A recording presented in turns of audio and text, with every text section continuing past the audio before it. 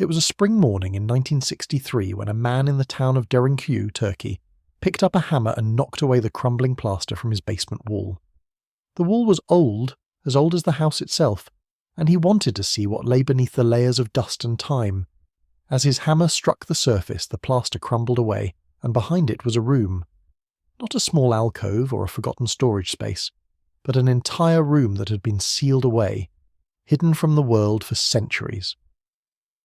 Behind that first room was another passage, and behind that passage, another chamber, and beyond that, a tunnel that sloped downward into the earth, disappearing into darkness so complete it seemed to swallow the light from his lamp. What this man had discovered, standing in his basement with a hammer in his hand and confusion in his heart, was one of the most extraordinary structures ever built by human hands. It wasn't a tomb, though it held the weight of ancient secrets. It wasn't a mine, though tons of rock had been excavated. It wasn't a dungeon or a fortress or a temple, though it contained elements of all these things. What he had found was an entire underground city. Not a small one, not a modest dwelling carved into a hillside. This was a city that stretched 18 stories deep into the earth, so deep that you could stack a 17-story building into it and still have room to climb. A city that could shelter 20,000 people. 20,000. Imagine that. 20,000 human beings, along with their livestock, their food supplies, their families, their hopes and their fears, living not under the open sky but beneath nearly 200 feet of solid rock. The town of Derinkuyu sits in a region called Cappadocia in central Turkey, a place so strange and beautiful, it feels like it belongs to another world entirely. If you were to fly over Cappadocia in a plane, you would see a landscape that seems almost alien, an undulating terrain of towering stone formations that local people call fairy chimneys. These aren't real chimneys, of course, but pillars of rock that have been carved and shaped by millions of years of wind and water, by frost and heat, by the relentless patience of geology. Some of them stand 100 feet tall, others rise higher, and their tops are often capped with darker stone, creating a shape that does indeed resemble a chimney or a wizard's hat. The entire region is honeycomb with caves and carved dwellings, but none of them compare to what lies beneath Derinkuyu. The rock of Cappadocia is special. It's called tuff, which is a type of stone created when volcanic ash from ancient eruptions gets compressed and hardens over time. Mount Erciyes, an ancient volcano in the region, erupted millions of years ago, and its ash spread across the landscape in thick layers. Over time, these layers became stone, not the hardest stone on Earth, but hard enough to be durable, soft enough to be carved with tools. It's the perfect material for someone with a vision and the will to make it real. The stone is light in colour, almost white in places with streaks of grey and tan, and when you carve through it, the newly exposed interior has a texture somewhere between sandstone and chalk. This is the stone that surrounds Derinkuyu.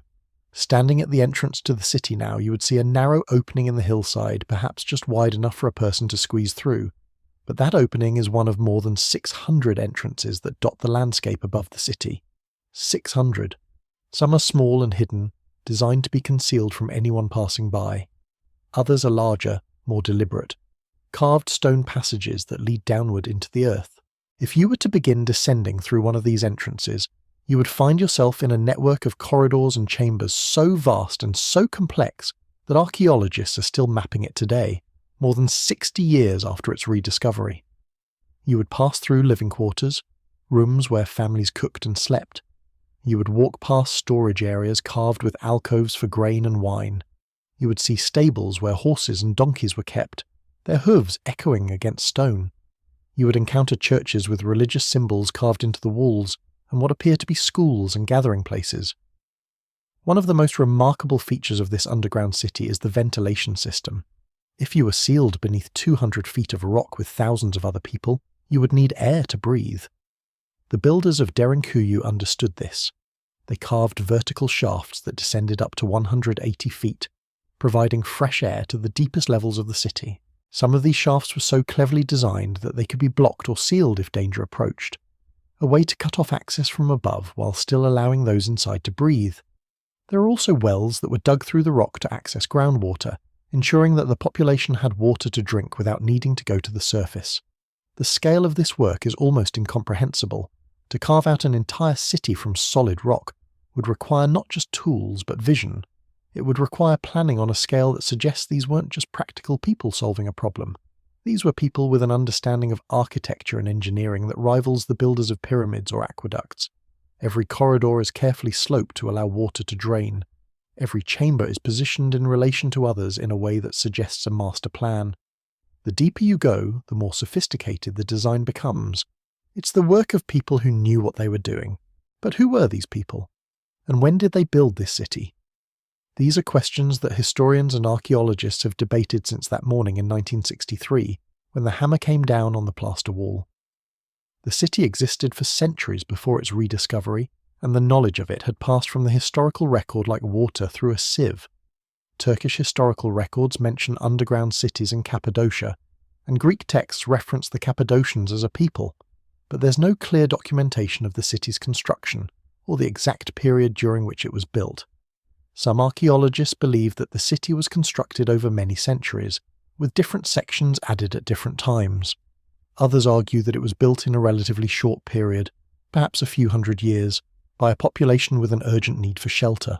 The earliest definitive evidence suggests that Derinkuyu was in use during the Late Bronze Age, which would place it somewhere in the range of 1200 BCE or earlier.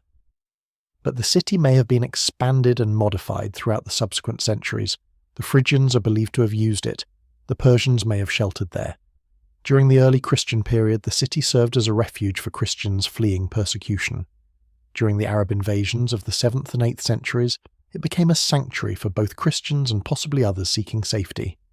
The city's history is a palimpsest, layer upon layer of human occupation, each group adding their own marks, their own modifications, their own evidence of having lived in the darkness beneath the earth. But the question that rises above all others is perhaps the most fundamental one. Why? Why would anyone, much less 20,000 people, choose to live underground? Why abandon the light of the sun, the open sky, the fresh air above? What threat was so severe, so constant, so overwhelming, that an entire civilization would commit itself to spending its days and nights beneath the earth? This is the mystery that historians struggle with. This is the question that echoes through the empty chambers and abandoned corridors of Derinkuyu. The most likely answer involves a combination of factors, and to understand it, you need to imagine yourself living in Cappadocia during the ancient world. Picture the landscape as it was 2,000 years ago, or 3,000, or 5,000. The Cappadocia region was at the crossroads of empires.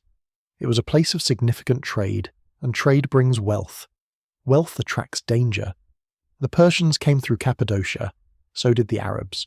Raiders and invaders swept across the region repeatedly throughout history.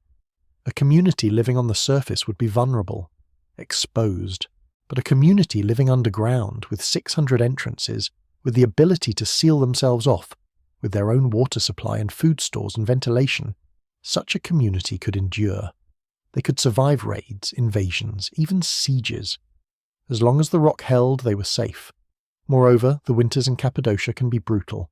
The region sits at high altitude, and the temperature drops significantly during the cold months. Underground, the temperature remains relatively stable and moderate throughout the year. In winter, the underground city would be warmer than the surface. In summer, cooler. It's not comfortable living, perhaps, but it's livable.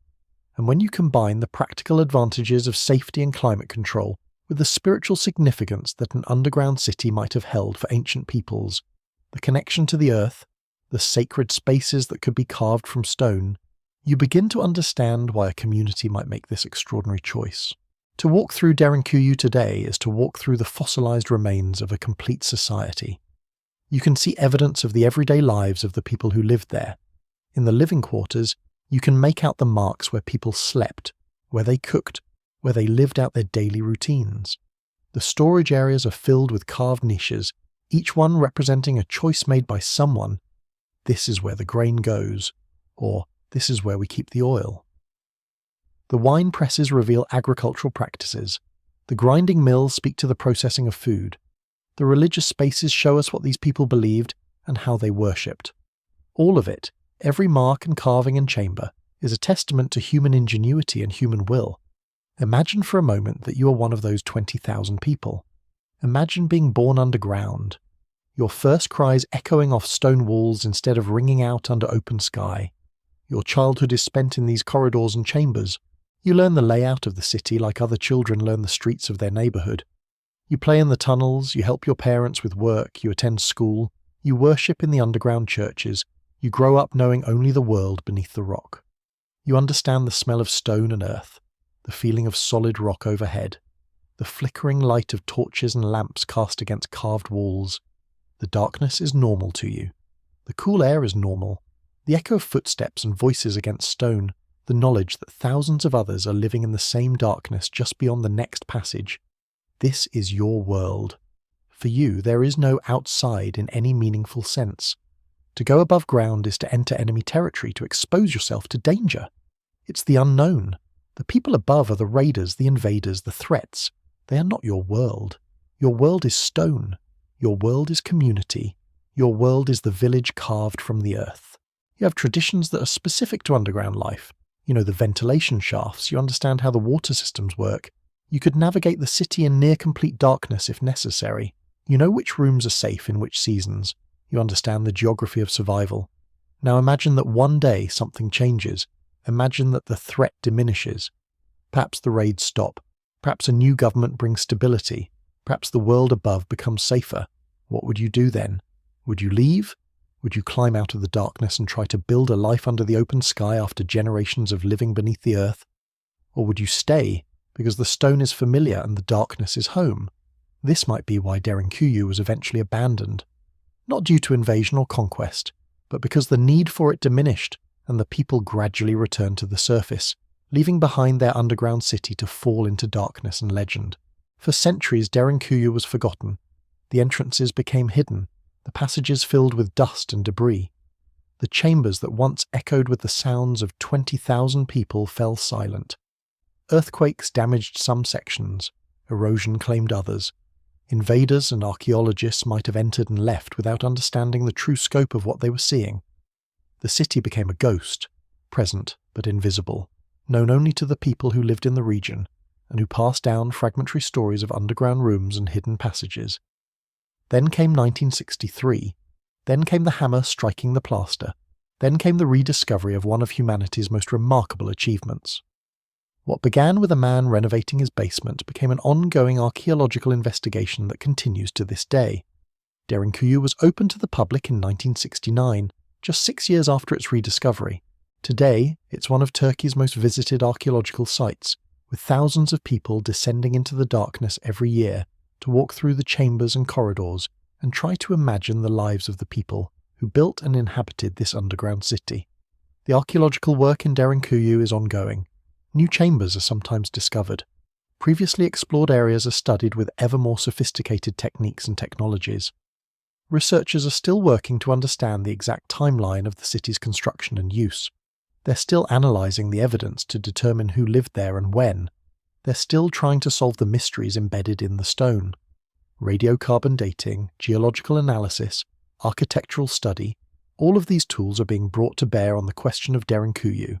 And yet, for all that we've learned, there remains something fundamentally mysterious about it. Something that resists complete explanation. Something that reminds us that the ancient world still holds secrets, that human ingenuity and human will can create things that seem impossible, and that sometimes the most extraordinary structures on Earth are hidden from view, carved into darkness, waiting for someone with a hammer to knock down a wall. The sheer scale of Derinkuyu never ceases to inspire awe. Imagine the effort required to carve a city from solid rock, using only tools that would have been available in the ancient world. Metal picks, stone tools, perhaps some wooden implements.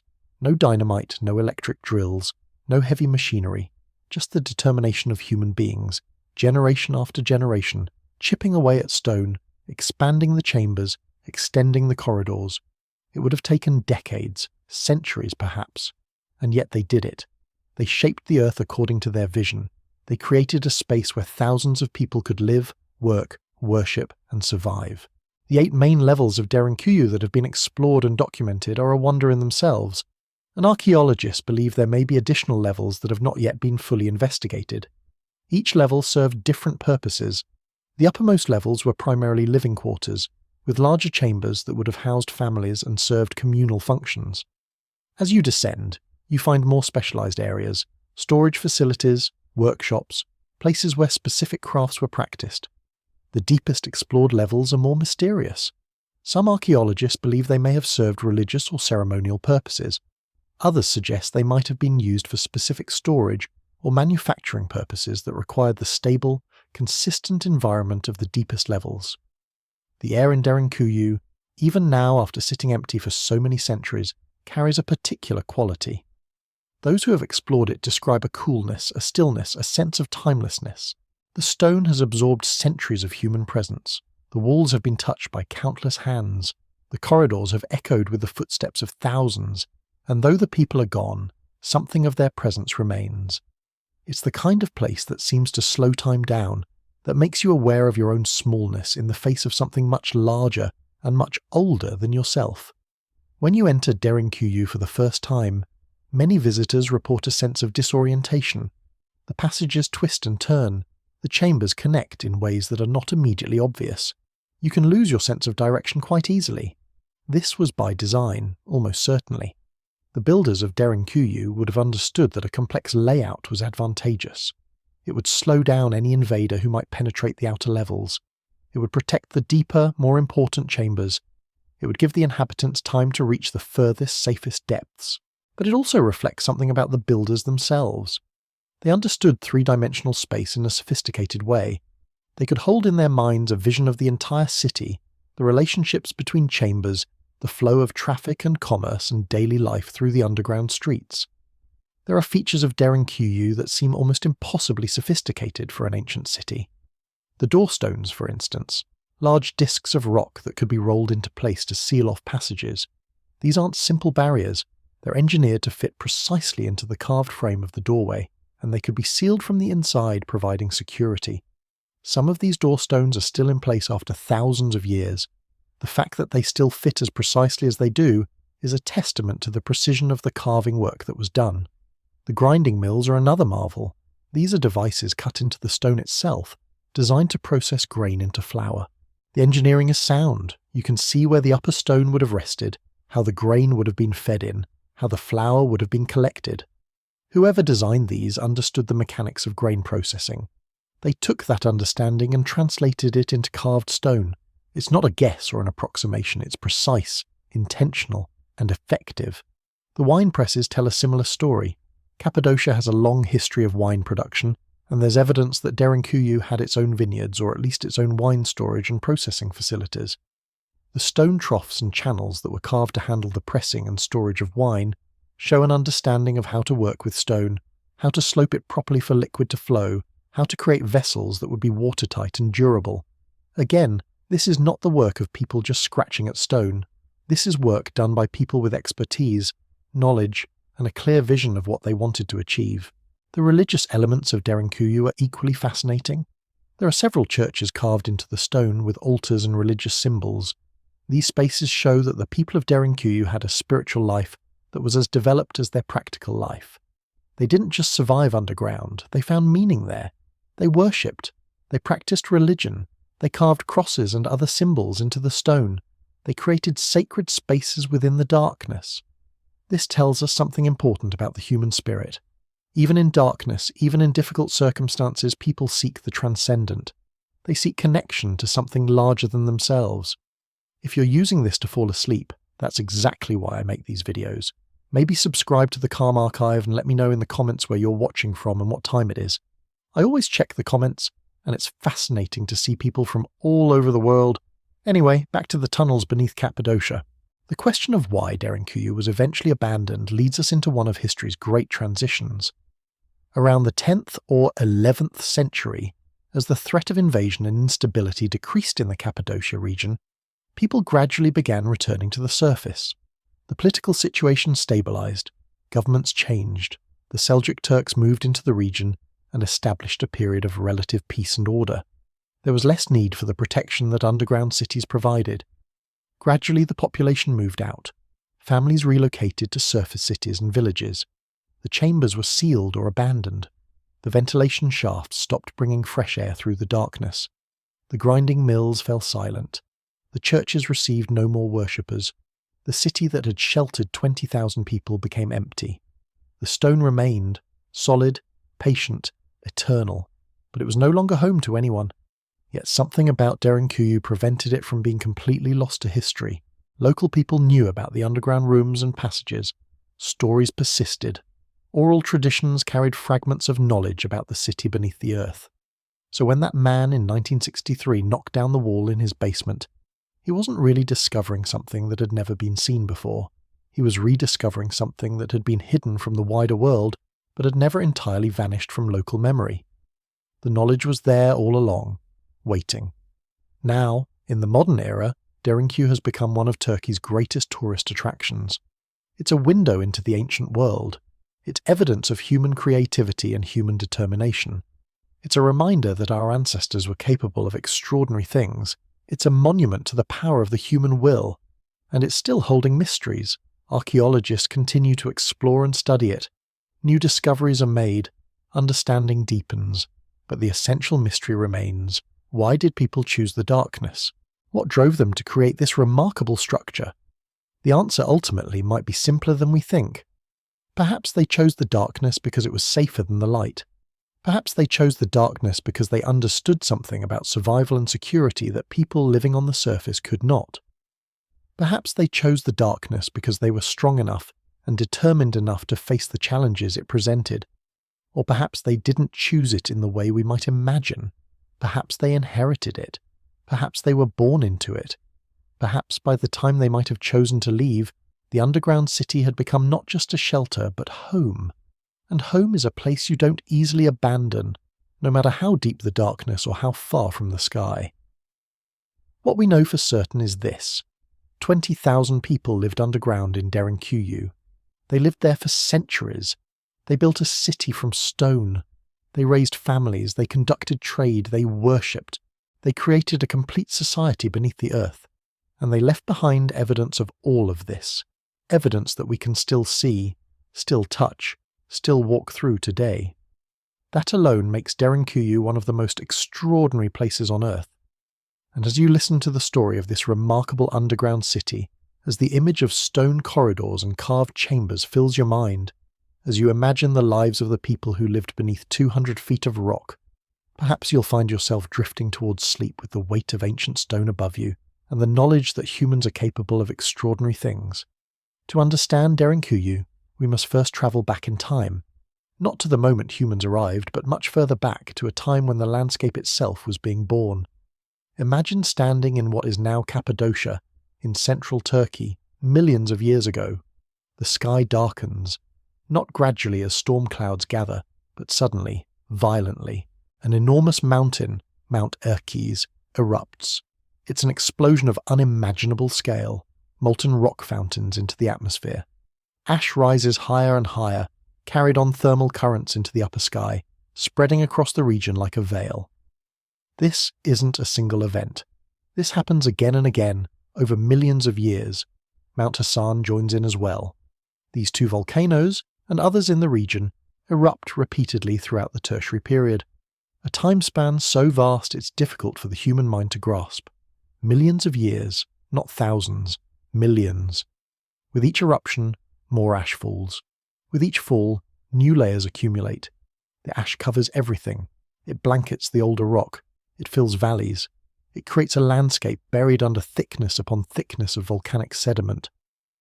Over time, as millions of years pass, something remarkable happens to this ash. It doesn't remain loose and powdery. The weight of the newer layers above compresses the older ash below. The pressure increases. Water seeps through. Chemical processes begin. Gradually, the ash transforms. The particles bond together. The loose sediment becomes solid rock. This process is called lithification, and it's one of nature's most patient transformations. The ash becomes tuff. Tuff is a volcanic rock composed of compacted and cemented volcanic ash and pumice fragments. It's not like granite, which is hard and impenetrable. It's not like sandstone, which crumbles easily in your hands. Tuff exists in a middle ground, a kind of geological sweet spot. It's firm enough to support weight. It's strong enough to carve into rooms and tunnels that can last thousands of years. Yet it's soft enough that ancient peoples working with simple stone tools and copper implements could shape it by hand. Imagine the feel of it. Tuff is slightly porous. If you were to touch the wall of a newly carved tuff chamber, your finger would encounter a surface that's neither smooth nor rough. It's textured, almost granular, like touching very fine sandpaper that's been rubbed smooth with time. The colour varies. In Cappadocia, the tuff ranges from cream to light pink to pale yellow, depending on the mineral composition of the original ash. In certain places, iron oxides give it a subtle russet tone. When freshly exposed by a pickaxe or stone tool, tuff smells slightly earthy, with a faint mineral quality. Not unpleasant, just distinctive. There's something about that mineral smell that speaks to its ancient origin, to the volcanic fires that created it millions of years ago. And here's where the geology becomes truly remarkable. When tuff is first carved, it's relatively soft. But when it's exposed to air, something changes. The exposed surface hardens. It's a slow process, but it's measurable. The rock becomes more resistant to erosion. This hardening process, called welding or more accurately continued diagenesis and dehydration, means that the walls of underground chambers over centuries and millennia become more durable. The chambers become more stable. This is critical for understanding why Derinkuyu and other underground cities in Cappadocia have survived for so long. The rock itself improves with age, becoming more stable, more solid. Perhaps most importantly, tuff has thermal properties that would have been invaluable to the people who lived in Derinkuyu. Rock as a material naturally regulates temperature. It heats and cools slowly. In summer, when the surface temperature of Cappadocia rises into the heat of the Turkish sun, sometimes exceeding 35 or even 40 degrees Celsius, the underground chambers stay cool. They stay remarkably cool. The thermal mass of the rock prevents heat from penetrating deeply. The temperature underground remains relatively constant, cool and comfortable, a natural refuge from the intense heat above. In winter, the opposite occurs. The underground stays warmer than the surface. The rock holds onto the warmth, releasing it slowly, buffering against the cold. For people who lacked central heating, who relied on fire pits and braziers for warmth, this natural insulation would have been precious. Tuff also has another remarkable property. It's naturally breathable. The rock is porous enough to allow air to move through it, water to filter through it slowly, yet it's solid enough to support structures above it. This porosity was critical for the survival of Derinkuyu as a city. Air could circulate. The porous nature of the rock meant that ventilation shafts could be drilled through multiple levels, allowing fresh air to reach even the deepest chambers. Water could percolate through the rock slowly, allowing the people of Derinkuyu access to groundwater without needing to dig impossibly deep wells. The tuff, in essence, worked with the people who carved it, not against them. It was a geological partnership. The landscape that erosion carved from this tuff is equally remarkable. Over millions of years, wind and water worked on the tuff formations. Soft areas eroded faster than harder areas. This differential erosion created a landscape unlike anything else on Earth. The fairy chimneys of Cappadocia emerged, towering pillars and cones of rock, sometimes 40 meters tall, reaching upward like ancient sentries guarding the landscape. In some areas, the formations cluster so densely that they create a forest of stone, an otherworldly garden that looks almost unreal, almost as though you've stepped into a dream or another planet. These fairy chimneys aren't merely beautiful, they're evidence of the tuff's character. The pillars form where harder stone sits atop softer stone. The softer material below erodes faster, leaving the harder cap balanced precariously above. Some columns are topped with a single mushroom-shaped cap. Others have more complex formations. The fact that they stand at all, that they haven't collapsed under their own weight, speaks to the tuff's structural integrity. The fairy chimneys also create natural weathering patterns and zones within the tuff. Some areas of the rock face bleach lighter in colour over centuries of exposure. Some areas darken. Lichens and mosses grow in the crevices, adding subtle greens and greys to the pink and cream of the rock. The landscape itself is a canvas painted by millions of years of geological and meteorological processes. When the earliest humans arrived in Cappadocia, they discovered a landscape that seemed almost sculpted for habitation. The soft tuff was workable. The terrain was dramatic and visible. The fairy chimneys and valleys offered natural landmarks for navigation and defence. The existing caves, formed naturally by water and wind erosion, offered shelter. But what the earliest inhabitants may not have immediately understood was that this geological material was essentially a gift. The tuff would allow them to expand these natural caves. It would allow them to carve rooms, tunnels, and entire cities. It would provide natural insulation, natural ventilation, and natural protection. The story of Derinkuyu begins, then, not with the first dig of a pickaxe, but with these geological processes.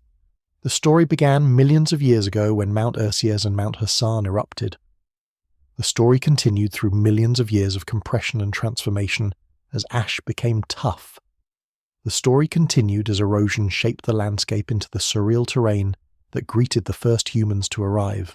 When historians speak of Derinkuyu's construction, they often focus on the human effort, the picks and chisels, the planning, the labour, but equally important is the material itself. The tuff made Derinkuyu possible. Without tuff, Derinkuyu wouldn't exist. We would have no 13-story underground city. We would have no vast network of chambers and tunnels reaching nearly 100 metres below the surface. The Hittites were likely the first to truly understand this potential. The Hittites, an Indo-European people, controlled parts of Cappadocia around 1500 to 1200 BCE. Archaeological evidence suggests they may have begun carving into the tuff.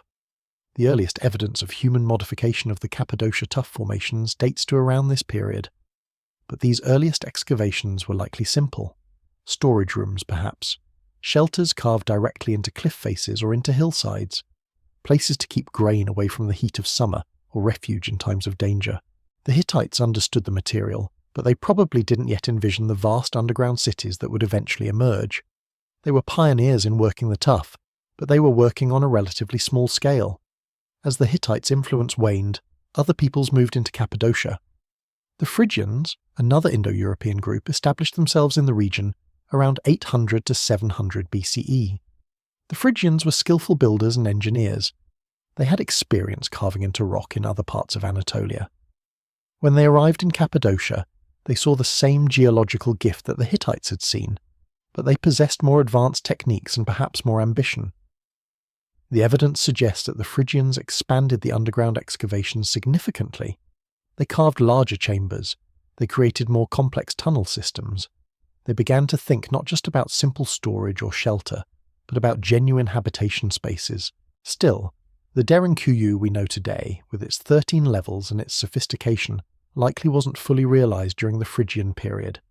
Each wave of civilization that swept through Cappadocia, the Persians, the Greeks, the Romans, the Byzantines, the various Turkish and Islamic dynasties, each left its mark. Each added to the underground city. Each deepened the tunnels a little more. Each carved new chambers and expanded existing ones. This is crucial to understanding Derinkuyu. It wasn't built, it evolved. There was no great construction project, no moment when the city was complete. Instead, over centuries and even millennia, the city grew organically. Generation after generation of inhabitants came to live in Derinkuyu, and each generation made modifications. Some chambers were enlarged, some tunnels were extended, some new levels were carved below existing levels. The city was never static. It was always changing, always adapting to the needs of the people who lived there. The geological timeline is helpful here. The tuff of Cappadocia is roughly 60 to 70 million years old, dating to the Paleocene and Eocene periods. The fairy chimneys have been shaped by erosion for at least the last 10 to 15 million years. The earliest human habitation of the region dates back to the Paleolithic, though permanent settlements came later. The Hittite period, around 1500 to 1200 BCE, represents the earliest likely period of intentional tuff carving. From that point forward, for over 2,500 years, the tuff of Cappadocia has been shaped by human hands. 2,500 years of picks and chisels, 2,500 years of dust and effort, 2,500 years of deepening, expanding, refining. The result is a city so vast and so complex that even today, with modern surveying equipment and archaeological techniques, we don't fully understand all of its passages. Some sections of Derinkuyu remain unexplored. Some tunnels lead to sealed chambers whose purpose is unknown. Some passages end in blank walls, unfinished, as though abandoned mid-carving. The geological context makes all of this possible. The tuff, with its unique properties, with its workability and its durability, allowed this long process of carving and recarving. The thermal properties of the tuff made the underground city habitable. The porosity allowed ventilation and water access. The natural hardening of the exposed tuff meant that chambers carved 1,000 years ago remained stable and usable. In essence, the people of Derinkuyu were working with a material that almost seemed designed for their purpose. As we descend into Derinkuyu in our minds, as we explore its passages and chambers, we should remember the geology beneath our feet. The tuff beneath the city is a geological record. Each layer of rock represents a different eruption, a different moment millions of years ago when Mount Erciyes or Mount Hassan sent ash into the sky. In some places, you can see these layers stacked like pages in a book. The colour shifts slightly from one layer to the next. The mineral composition varies. These are the volcanic signatures of millions of years of geological time, compressed into the rock. The geological gift that created Derinkuyu continues to work. The tuff continues to regulate temperature in the chambers, maintaining its cool, stable environment even in the heat of Turkish summer and the cold of Turkish winter. The tuff continues to breathe, allowing air and water to circulate. The tuff continues to hold intact the complex network of passages and chambers. The very foundation of Derinkuyu, the material from which it's made, is, in many ways, more remarkable than the human engineering that shaped it. The tuff made Derinkuyu possible. The geological processes that created the tuff, that shaped the landscape, that gifted the people of Cappadocia with this almost perfect building material. Those processes are as much a part of Derinkuyu's story as the hands that carved it. As you drift deeper into the sleep narrative, imagine yourself standing in one of the carved chambers of Derinkuyu. Feel the coolness of the tough walls. Notice the subtle texture, the granular quality of the volcanic rock. Breathe in the earthy, mineral smell.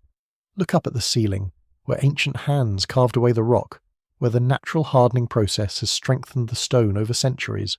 Look at the walls, where you might see the faint layering of different volcanic eruptions, different moments in geological time, all pressed together in this single moment of your presence. The tuff is holding you, the rock is stable, the city is secure. Everything that happened millions of years ago, the eruptions, the ashfalls, the compression, the transformation, all of it led to this moment, to the existence of this impossible city carved from stone. The geological timeline is long, the human timeline is brief, but in Derinkuyu they intersect. The oldest rock and the hands of ancient peoples meet in the carved chambers beneath the Cappadocia plateau. This is the gift of geology to history. This is the story of how a volcano, an eruption, millions of years of geological time, and the determination of ancient peoples combined to create one of the most remarkable underground cities the world has ever known. The tuff is patient, the tuff is enduring, and as long as the tuff remains stable, which given its geological properties may be for millions of years more, Derinkuyu will remain, a testament to the marriage of geology and human ingenuity, a cathedral carved from stone by countless generations, all working with the remarkable material that millions of years of volcanic activity gifted to them. As we make our way deeper into Derinkuyu, imagine yourself descending those same stone steps that countless generations once walked, and let's begin to understand how this impossible underground city was actually organized. The ancient architects who carved this city into the volcanic rock of Cappadocia were far more sophisticated in their thinking than we might initially assume. They didn't just randomly tunnel through the stone and hope for the best. Instead, they created a remarkably deliberate system, a vertical city with distinct purposes for each level, each floor serving a specific function in the daily life of the people who called this place home. This organization reveals something beautiful about how humans adapt to harsh circumstances, how we create not just survival structures but communities, complete with schools, meeting halls, and even places of worship. Let's begin at the upper levels, the first and second levels, where most of the population spent their daily lives. Picture yourself stepping onto level 1, the uppermost inhabited floor of Derinkuyu. The air here would have been relatively fresher, the connection to the surface less distant. These upper chambers served as living quarters for families, private spaces carved out of the rock where people slept, where children played, where the rhythm of daily life unfolded in this subterranean world. The rooms here are modest in size but functional, with walls smoothed by centuries of hands running across stone, seeking comfort in what must have been an extraordinary way of life. What's particularly fascinating about these upper residential levels is how the ancient inhabitants solved one of their most immediate practical challenges: cooking. In an underground city, you cannot simply light a fire without considering where the smoke will go. And yet, the Derinkuyu people were not without their warm meals, not without the ability to prepare food through heat. As you move through these upper chambers, you'll notice small, carefully positioned ventilation holes puncturing the walls and ceilings. These weren't randomly placed. They were deliberately engineered to allow smoke from cooking fires to escape upward, travelling through narrow shafts toward the surface far above. Imagine the cleverness required to understand airflow so well, to know that smoke naturally rises, and to use that principle to create a system that would allow families to cook their meals despite being more than 100 feet underground.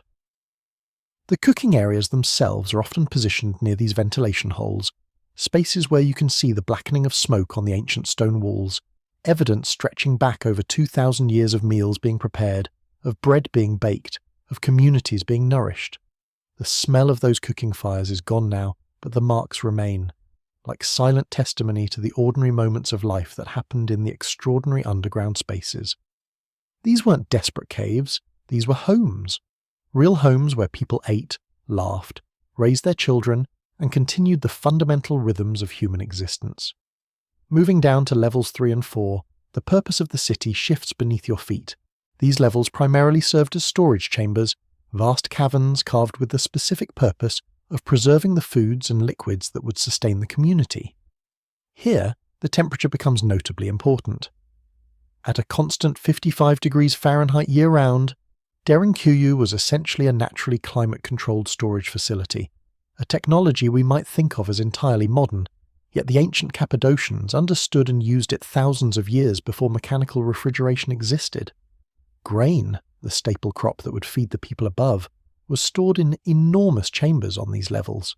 You can imagine the harvest season, the community working together to bring down the wheat and barley, filling these caves with the seeds of life itself, knowing that these stores would sustain them through the harsh winters and times of crisis. But grain alone wasn't enough. Derinkuyu's inhabitants also needed oil, that precious resource that would light their lamps in the darkness, that would be used for cooking and for maintaining their bodies. Oil presses were carved directly into the rock on these storage levels, and here's where you begin to see the true ingenuity of the Derinkuyu engineers. They didn't import elaborate machinery. Instead, they carved the pressing mechanism directly from the stone itself, creating permanent fixtures that could be used generation after generation. The pressing surfaces are worn smooth from centuries of use, from the weight of olives being crushed, from the physical labour of people extracting the golden liquid from the fruit. It's a reminder that even in a sophisticated underground city, much of life relied on human strength and practical knowledge passed down through families. Wine, too, was essential to the culture of ancient Cappadocia. The region was known for its vineyards on the surface, and that wine needed to be stored somewhere, preserved in the cool darkness of the underground. On these middle levels of Derinkuyu, you'll find wine presses that are similarly remarkable in their simplicity and effectiveness. The Cappadocian people carved large stone vessels directly into the bedrock, creating permanent wine storage that would last for centuries. These carved-out chambers are often quite large, holding hundreds of gallons of wine, and they're positioned in such a way that gravity could assist in the pressing and storage process. The ancient peoples understood that wine improves with age, that proper storage conditions were critical, and they built their storage facilities accordingly. The temperature stability of Derinkuyu meant that wine stored in these chambers would age slowly and perfectly, developing the complexity and smoothness that made Cappadocian wine prized throughout the ancient world.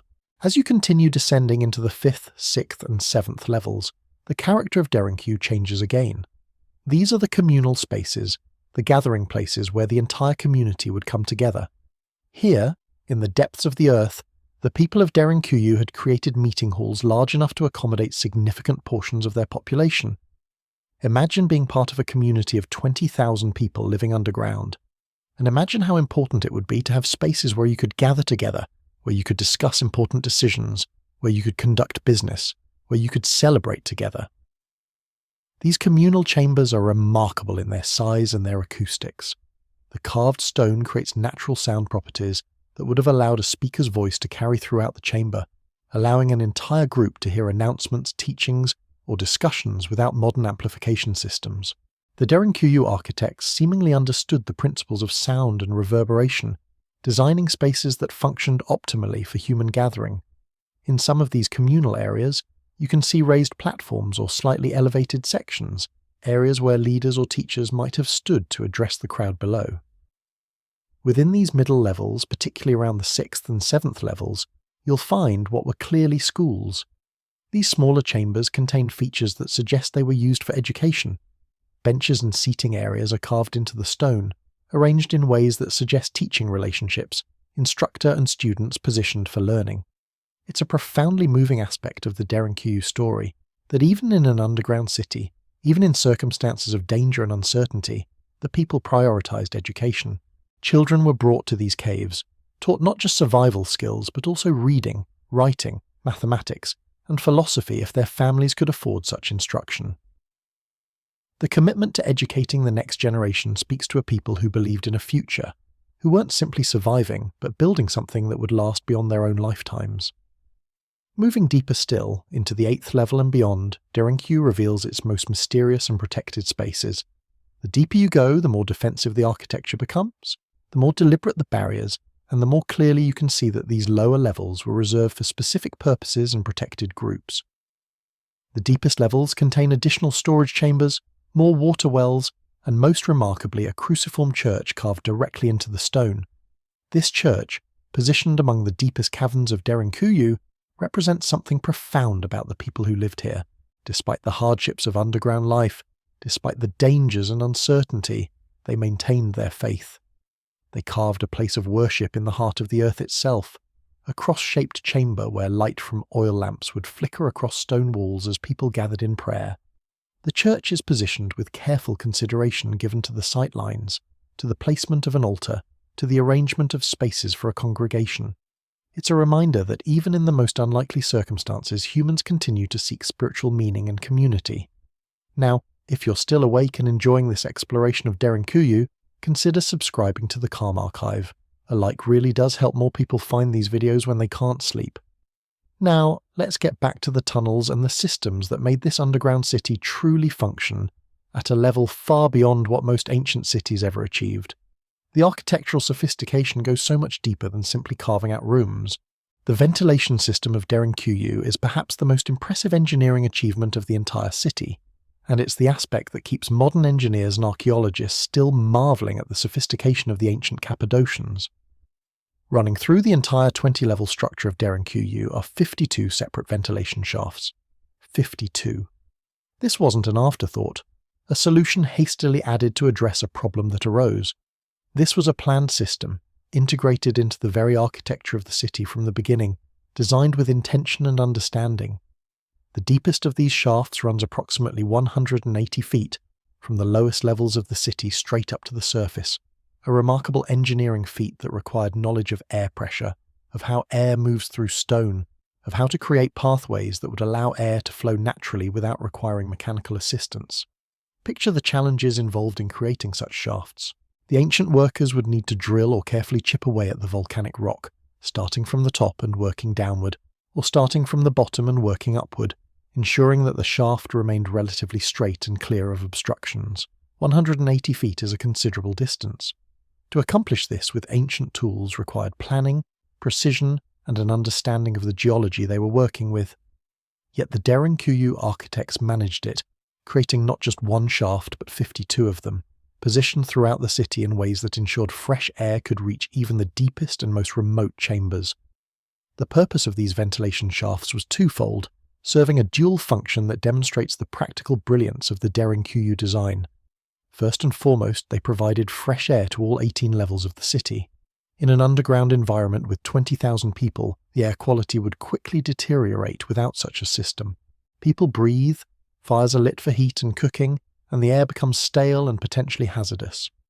The ventilation shafts allowed fresh air to enter from the surface, travelling downward through the carefully designed pathways, reaching even the deepest chambers and providing the oxygen necessary for the community to thrive. Without this system, Derinkuyu would have been uninhabitable for any extended period. The fact that it sustained a population of 20,000 people for centuries speaks directly to the effectiveness of the ventilation design, but the shafts served another crucial purpose as well. They functioned as wells, allowing access to water. The groundwater in Cappadocia would accumulate at certain depths, and the shafts were positioned to take advantage of underground water sources. By creating these deep shafts, The Derinkuyu inhabitants were simultaneously ensuring air circulation and securing a reliable water supply. It's an elegant solution to two critical needs, addressed through a single system. The shafts could be sealed from below, preventing contamination from the surface, a critical security feature that we'll discuss further as we talk about the defensive architecture of the city. Water gathered in chambers connected to these deep shafts could be carefully preserved and protected, ensuring that the community would have access to fresh water even if the city was sealed off from the outside world for extended periods.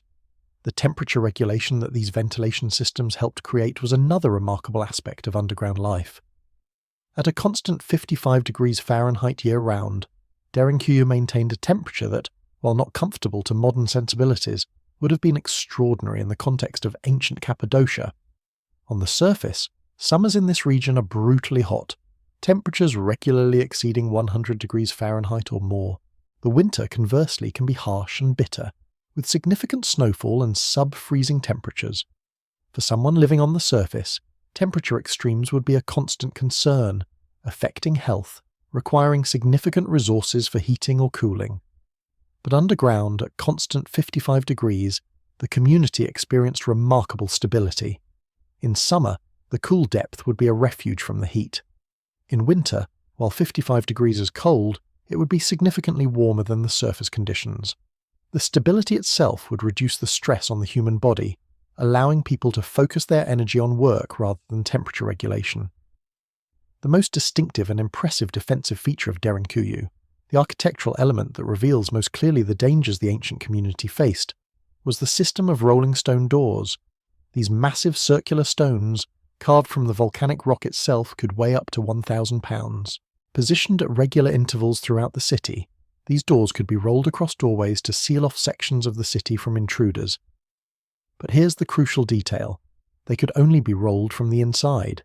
The system was designed so that a stone door could seal off a chamber or level from the side of those within, but an intruder trying to enter from outside would find the door immovable.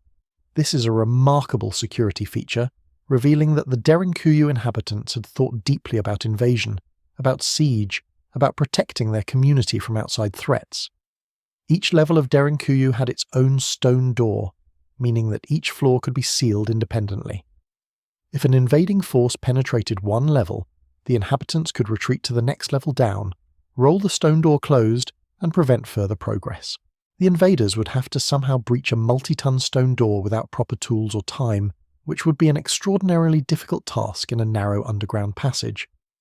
Some of these stone doors still exist, carved with holes that originally allowed wooden handles to be inserted, allowing people from within to grip and roll the massive disc across the opening.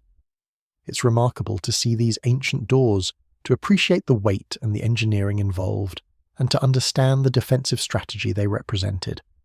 The tunnels connecting Derinkuyu to other underground cities further demonstrate the scale and the sophistication of the underground civilization in Cappadocia. Most notably, Derinkuyu connects to Cappadocia, another major underground city, through a tunnel system that stretches nearly 5 miles in length. 5 miles is a remarkable distance to tunnel through rock with ancient tools, and the fact that this tunnel was carefully engineered to connect two cities speaks to a level of coordination and long-term planning that we might not initially associate with ancient underground civilizations. The purpose of such tunnels likely included trade, allowing movement of goods between cities while remaining protected underground, and surely military strategy, allowing populations to escape if one city came under siege. These connecting tunnels are narrow in many sections, tight passages that would have required deliberate communication and coordination to navigate safely. Yet they were clearly maintained and used regularly, worn smooth in places by the passage of feet over centuries. Imagine the trade that would have flowed through these tunnels, merchants carefully carrying goods, news travellers bringing messages between the cities, perhaps military personnel moving between defensive positions. The tunnels represented a network, a system of underground cities that weren't isolated from each other, but were instead connected, integrated into a larger civilization hidden beneath the surface. The water management systems of Derinkuyu reveal another layer of sophistication in the city's design. Beyond the ventilation shafts that served as wells, there were additional water storage chambers, cisterns carved into the rock, and positioned to collect and preserve water. These weren't simple holes in the floor, They were carefully engineered chambers with considerations given to drainage, to preservation, to easy access for the inhabitants. The water wells themselves could be sealed, a critical feature that protected the water supply from poisoning. In ancient times, poisoning a water supply was a legitimate military tactic. An invading force or a besieging enemy might attempt to contaminate the water sources, rendering them unusable. By designing the wells and water chambers so that they could be sealed and protected from above, the Derinkuyu architects ensured that even if an enemy occupied the surface, the underground population would retain access to clean water. This was a luxury that surface-dwelling ancient peoples did not have. The distribution of these water sources throughout the city was equally deliberate. Water chambers appear on multiple levels, ensuring that different sections of the population would have relatively nearby access to fresh water. This distributed system meant that the entire population didn't have to travel to a single location to obtain water, reducing congestion and ensuring equitable access. It also meant that if one chamber became compromised, others would remain available. The redundancy built into the water systems reflects a careful, thoughtful engineering approach to community survival. As we reflect on the sheer architectural achievement represented by Derinkuyu, it's important to consider the emotional and psychological aspects of living in such a place. The upper levels, with their connection to the surface through ventilation shafts, and with more light available, would have been less claustrophobic and more connected to the world above. But the deeper levels, the storage chambers, the protected sanctuaries, the defensive positions, these would have been darker, colder in feeling despite the constant temperature, more isolated from the surface world. Yet the people of Derinkuyu created not just functional spaces, but places with character, with purpose, with beauty in their own way. The smoothed stone walls, the carefully positioned chambers, the symmetry of many of the rooms, these suggest that even in an underground city built for defense and survival, the inhabitants sought to create spaces that were pleasant to inhabit, that reflected some sense of order and intention beyond mere utility. The combination of all these systems, the ventilation shafts providing air and water, the rolling stone doors providing defense, the interconnected chambers organized by function and purpose, the temperature stability provided by the earth itself, all of these elements together created something that, against all odds, worked. A city of 20,000 people, living underground, sustained for centuries, maintaining their culture, their faith, their families, continuing human civilization in an environment that would seem inhospitable to modern sensibilities. It stands as a testament to human ingenuity, to the ability to adapt to circumstances, to solve problems creatively and with sophistication. Derinkuyu wasn't a desperate cave shelter, it was a city, a real city with all the complexity and organization that term implies. And as we prepare to explore what might have driven people to build such a city, to understand the threats and the circumstances that made underground life not just preferable but necessary, keep in mind the remarkable engineering we've discussed. The people who carved Derinkuyu into the volcanic rock weren't simple or primitive. They were sophisticated, intentional, and remarkably skilled at solving the problems presented by their circumstances. This architectural achievement will inform our understanding of who they were and why they chose to make their home in the darkness beneath the surface. Now that we've descended through those narrow passages and explored the architecture of Derinkuyu, let's imagine what it actually felt like to live in this extraordinary underground city, 20,000 people, families, children, merchants, artisans, priests, all maintaining the rhythms of daily life in the depths of the earth. As you settle deeper into your rest, let us guide you through a day in the life of someone living in this ancient subterranean world, and perhaps you'll find something oddly comforting about the idea of dwelling safely within stone, surrounded by community and shelter. Morning broke differently in Derinkuyu than it did anywhere else in the ancient world. There was no sunrise to announce it, no gradual lightening of the sky. Instead, morning came quietly, perhaps with the movement of people stirring in their sleeping quarters, the murmur of voices beginning to carry through the corridors, the distant sound of a wooden door being unlatched. In the upper levels, where the wealthiest families maintained their homes, narrow shafts carved through the rock allowed the faintest whisper of surface light to filter down. But even this was muted, softened, transformed by the stone. the light that reached the deeper residential quarters was almost entirely artificial. The warm, flickering glow of oil lamps and tallow candles, creating a landscape of warm amber light and dancing shadows that never quite left the inhabitants in darkness, yet never quite allowed them to see clearly either. This twilight world became their normal, and over months or years their eyes would have adjusted to reading this subtle language of light and shadow that the stone offered them. The oil lamps that lit Derinkuyu were objects of careful attention and precious resource management. These were not the luxury items of the surface world, but necessities carved from the practical demands of underground living. Shallow niches were carved into the stone walls at regular intervals throughout the city, each one designed to hold a lamp that burned through the hours of what the inhabitants decided was daytime. These niches weren't random. They were strategically placed to illuminate the most important pathways, the gathering spaces, the areas where work was performed.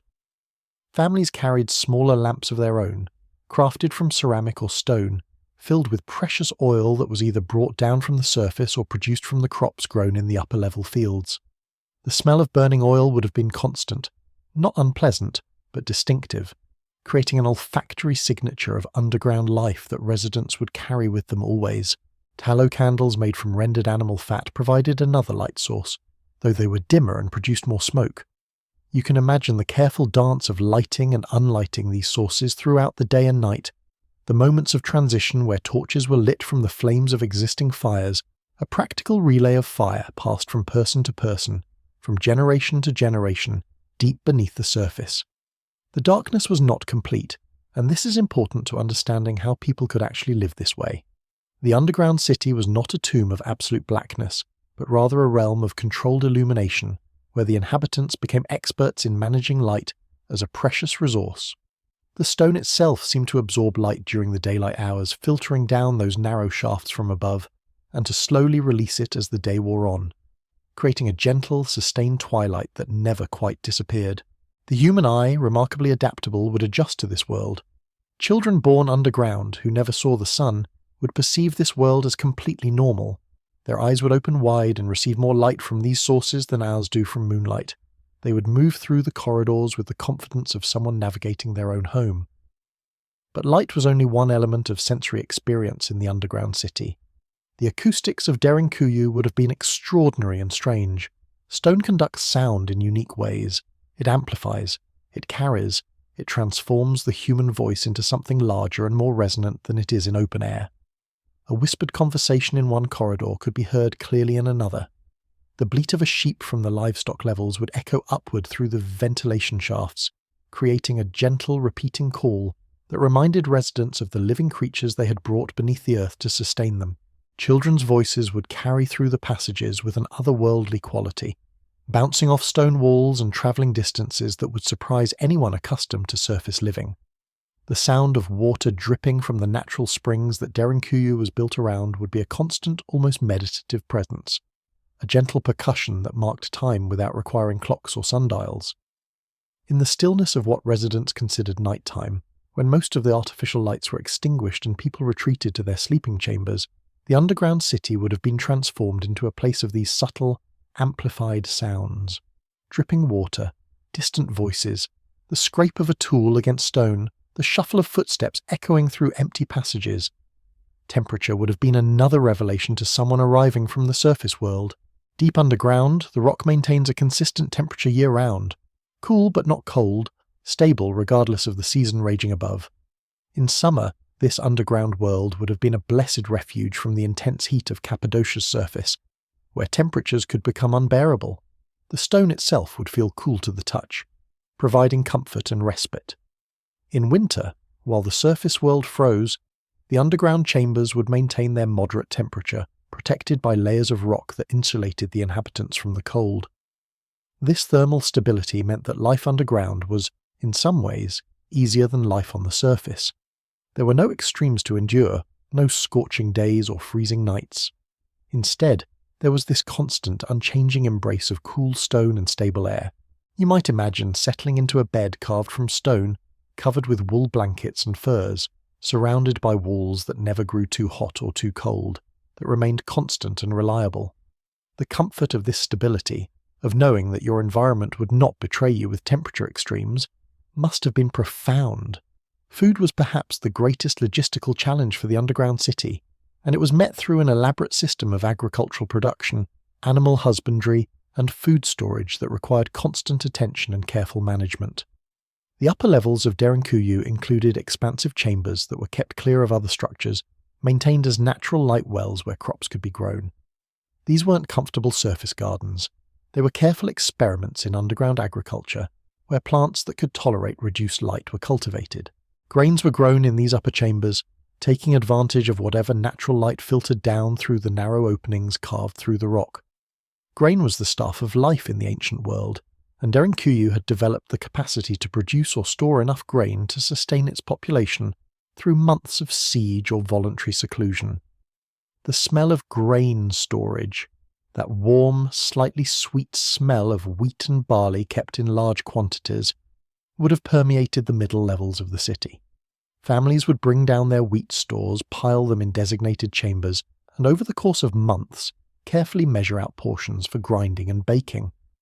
But grain alone could not sustain a population of 20,000. Livestock was absolutely essential. Cattle, sheep, goats, and chickens were brought into the upper levels of Derinkuyu, particularly when the city was occupied as a refuge. The sound and smell of these animals would have been constant. The low lowing of cattle, the bleating of sheep, the clucking and scratching of chickens pecking at scraps. The inhabitants would have become accustomed to this symphony of animal life, though it must have created a particular atmosphere, combining the sounds of a farm with the echoes of stone. The animals required constant care, water, feed, cleaning. Some of the upper-level chambers were designed specifically for this purpose, with areas where animals could be tethered or contained, with drainage systems to manage the inevitable waste.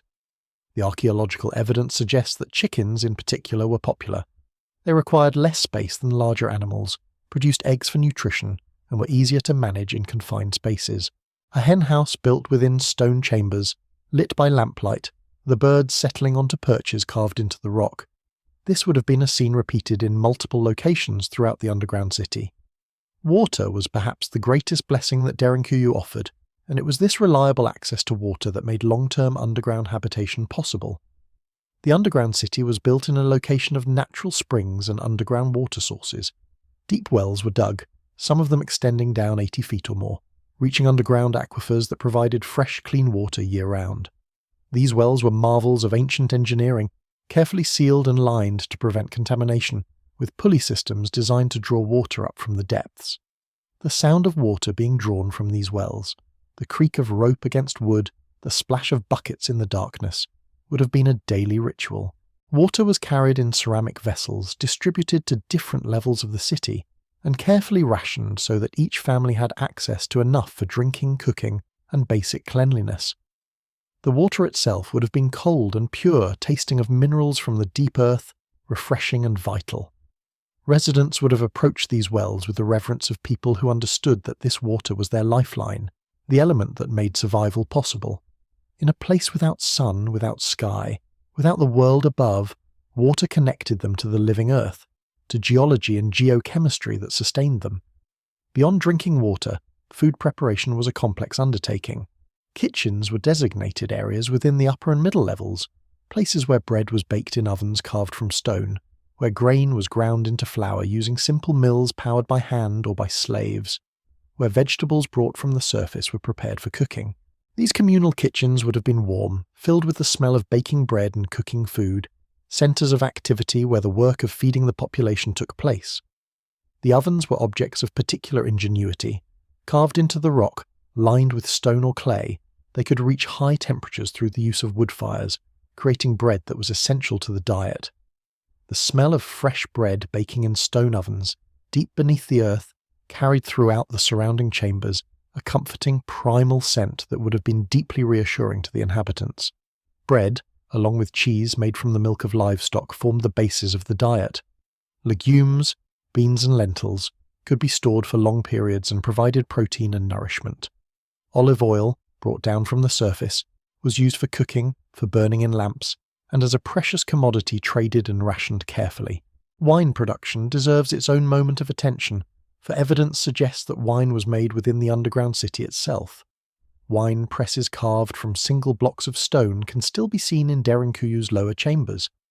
These are perhaps some of the most evocative remnants of underground life, the evidence that the inhabitants maintained not just survival, but also the pleasures and rituals of civilization.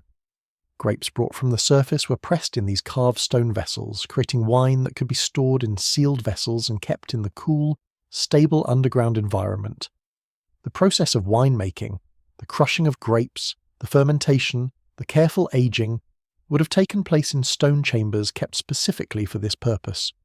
The smell during fermentation would have been distinctive, yeasty and rich, permeating the surrounding areas.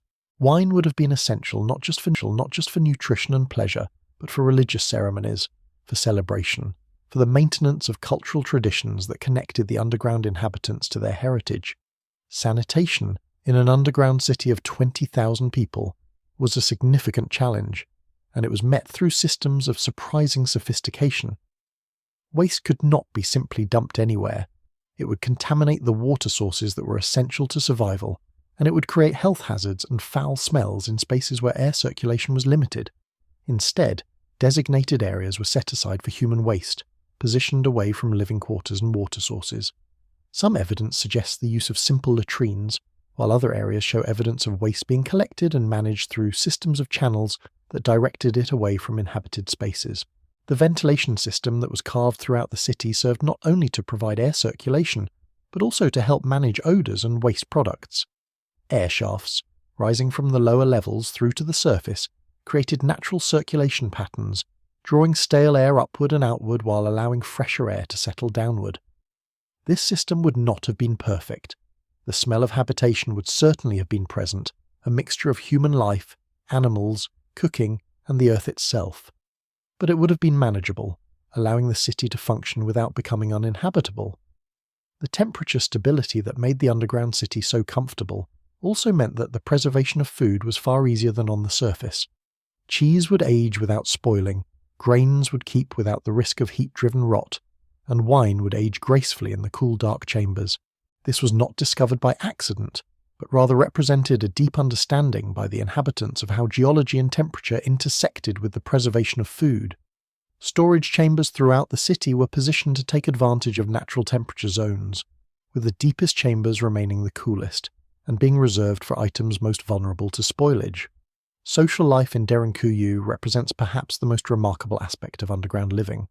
This was not a city of isolated individuals huddled in fear, but rather a functioning society with all the complexity and structure of surface communities. Families maintained private living quarters, but the city also contained extensive communal spaces where residents gathered, worked, and socialized. These spaces included areas for craft work, where artisans produced pottery, tools, and other goods. The making of things, creating objects of utility and beauty, appears to have continued even in these subterranean conditions. Archaeological evidence suggests workshops where skilled craftspeople made vessels and tools, suggesting that even in the depths of the earth, humans felt the need to create and to beautify their surroundings. Religion and worship were central to community life in Derinkuyu. A church was carved into the stone in one of the upper levels, a space dedicated to Christian worship and spiritual gathering. This was not a large ornate structure. It was simple, carved from the living rock, with stone altars and the kind of austere beauty that characterizes early Christian spaces. Residents would have gathered here for worship, finding in these services a connection to the divine, to meaning, to something transcendent that elevated life beyond mere survival. The rituals of worship, the speaking of prayers, the singing of hymns, the echoing of voices in stone chambers, would have been deeply moving, providing psychological and spiritual sustenance to people living in unusual circumstances. The church was not isolated, but rather integrated into the city itself, accessible to residents and positioned so that its bells or calls to worship could be heard throughout the underground spaces. Schools were maintained in Derinkuyu as well, areas where children were educated in reading, writing, and the knowledge that was considered essential to their culture. Children growing up underground would need to learn the same skills as surface children, to understand their heritage, their faith, their place in the world. Teachers would have gathered small groups of children in designated chambers, using light from oil lamps to work by, teaching letters, numbers, and history in an environment that was, by any normal measure, extraordinary. Yet to children born into this world it would have seemed normal. They would have learned to navigate the passages with the instinctive certainty of someone familiar with their environment, to read the signs and sounds of the underground city, to participate in its rhythms. Medical care would have been another essential function of the underground community. Illness and injury did not respect the boundaries between surface and underground. People became sick or injured regardless of where they lived. Designated areas appear to have functioned as places where the ill and injured received care, where the knowledge of herbalism and traditional medicine was applied to treat ailments. The cool temperature would have been therapeutic for some conditions, while others would have been exacerbated by underground living. Women would have given birth in the underground city, bringing new life into these stone-carved spaces, adding to the population and continuing the community's future. The psychological impact of living underground for weeks or months at a time, with minimal light and no view of the sky, cannot be overstated. Modern research on isolated populations, submarine crews, space station inhabitants, Antarctic researchers, reveals that humans have significant psychological needs that must be met to maintain mental health. They need light cycles, social connection, purposeful activity, and hope. Derinkuyu's inhabitants addressed these needs through multiple mechanisms. The communal spaces served as gathering places where social bonds were strengthened and reaffirmed. The regular rituals of daily life, cooking, caring for animals, working in crafts, provided purpose and routine.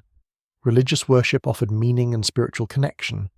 The cycles of day and night, marked by the lighting and extinguishing of lamps, provided the psychological equivalent of circadian rhythm, helping to regulate the internal biological clocks that humans depend on. Beyond these practical measures, the very act of having created this underground city represented a form of psychological resilience. The inhabitants had carved out a world that was entirely theirs, a space that they had designed and built according to their own needs and vision. This sense of agency, of having control over their environment, would have been psychologically sustaining. They were not prisoners in a cave, but architects of a civilization. The fact that they continued to create art, to worship, to educate their children, to maintain the structures and rituals of normal life, demonstrates that they had successfully adapted to unusual circumstances. The sensory experience of daily life in Derinkuyu must have been unlike anything else in the ancient world. Imagine the combination of sensations, the cool touch of stone walls, the flicker of lamplight creating moving shadows, the echoes of voices bouncing off rock, the smell of oil lamps and baking bread, the sound of water dripping from springs, the presence of animals providing sounds and smells of living things. These sensations would have created a particular psychological state, perhaps initially disorienting or even anxiety-producing for new arrivals, but gradually becoming comforting and familiar as people adapted to living in this enclosed world. There is something oddly soothing about imagining this life. The constant temperature, never too hot or too cold, the absence of storms, earthquakes, or weather of any kind, the enclosed protected quality of stone surrounding you on all sides, the community of other people engaged in the familiar work of simply living, the certainty that danger from the surface could not penetrate these depths. For those fleeing persecution or seeking refuge, the underground city would have offered not just physical protection, but psychological sanctuary. The weight of the earth above, rather than being oppressive, might have felt protective, like being held and sheltered by the ancient rock itself. Children would have grown up in this world knowing nothing else. They would have learned the passages as easily as surface children learned the streets of their villages. The darkness would not have seemed dark to them. They would have found the lamplight sufficient and natural. The echoes would not have seemed strange. They would have been the acoustic landscape of their childhood, as familiar as the sound of wind in trees is to surface children. They would have played in the stone passages, their voices carrying through the tunnels, their feet learning the way from sleeping chambers to communal kitchens to the water wells. They would have helped with daily tasks, learning to tend animals, to process grain, to maintain the intricate systems that kept the underground city functioning. Their psychological experience would have been fundamentally different from that of surface children, more inward perhaps, less oriented to open spaces and distant horizons, more focused on the intimate community of the underground. The work of maintaining Derinkuyu would have been never-ending. The oil lamps needed constant tending, cleaning, refilling, ensuring that wicks were intact and burning properly. The water wells needed to be maintained, with careful attention paid to preventing contamination. The animals needed daily feeding and care. The grain stores needed to be monitored for signs of spoilage or pest infestation. The communal kitchens needed to operate continuously, preparing meals for the population. The sanitation systems needed to be cleaned and maintained. The ventilation shafts needed to remain clear so that air could circulate properly. Every person in the community would have had roles to play in this system, tasks that connected them to the survival and functioning of the whole. Beyond these practical tasks, there would have been opportunities for rest and leisure. After the work of the day was complete, people would have gathered in communal areas, sharing meals and conversation. Stories would have been told, perhaps songs sung, the rich oral tradition of the ancient world continuing even in this unusual setting. Games would have been played, simple games using stones or carved pieces, forms of entertainment that required no light and could occupy time during the quiet hours. People would have slept, and in the absence of outside light they would have slept deeply and soundly, their bodies resting in the cool darkness of their stone chambers. As you listen to these descriptions of life in Derinkuyu, perhaps you can begin to feel some of the psychological comfort that the inhabitants must have experienced. The stability, the shelter, the community, the purposefulness of daily life. These are all elements that contribute to human well-being. The stone itself, which might seem cold and unwelcoming, becomes, in the context of actually living within it, a source of comfort and protection. The darkness, which might seem frightening in theory, becomes the natural condition of sleep and rest, requiring the mind and body to slow down and find peace. The 20,000 people who lived in Derinkuyu at its peak were not suffering through a grim existence, though they certainly faced challenges that surface dwellers did not.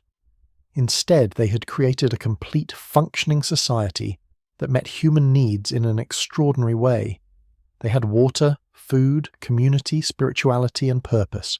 They had managed to preserve not just survival, but culture and civilization in these depths. And in so doing, they had demonstrated something fundamental about human resilience and adaptability.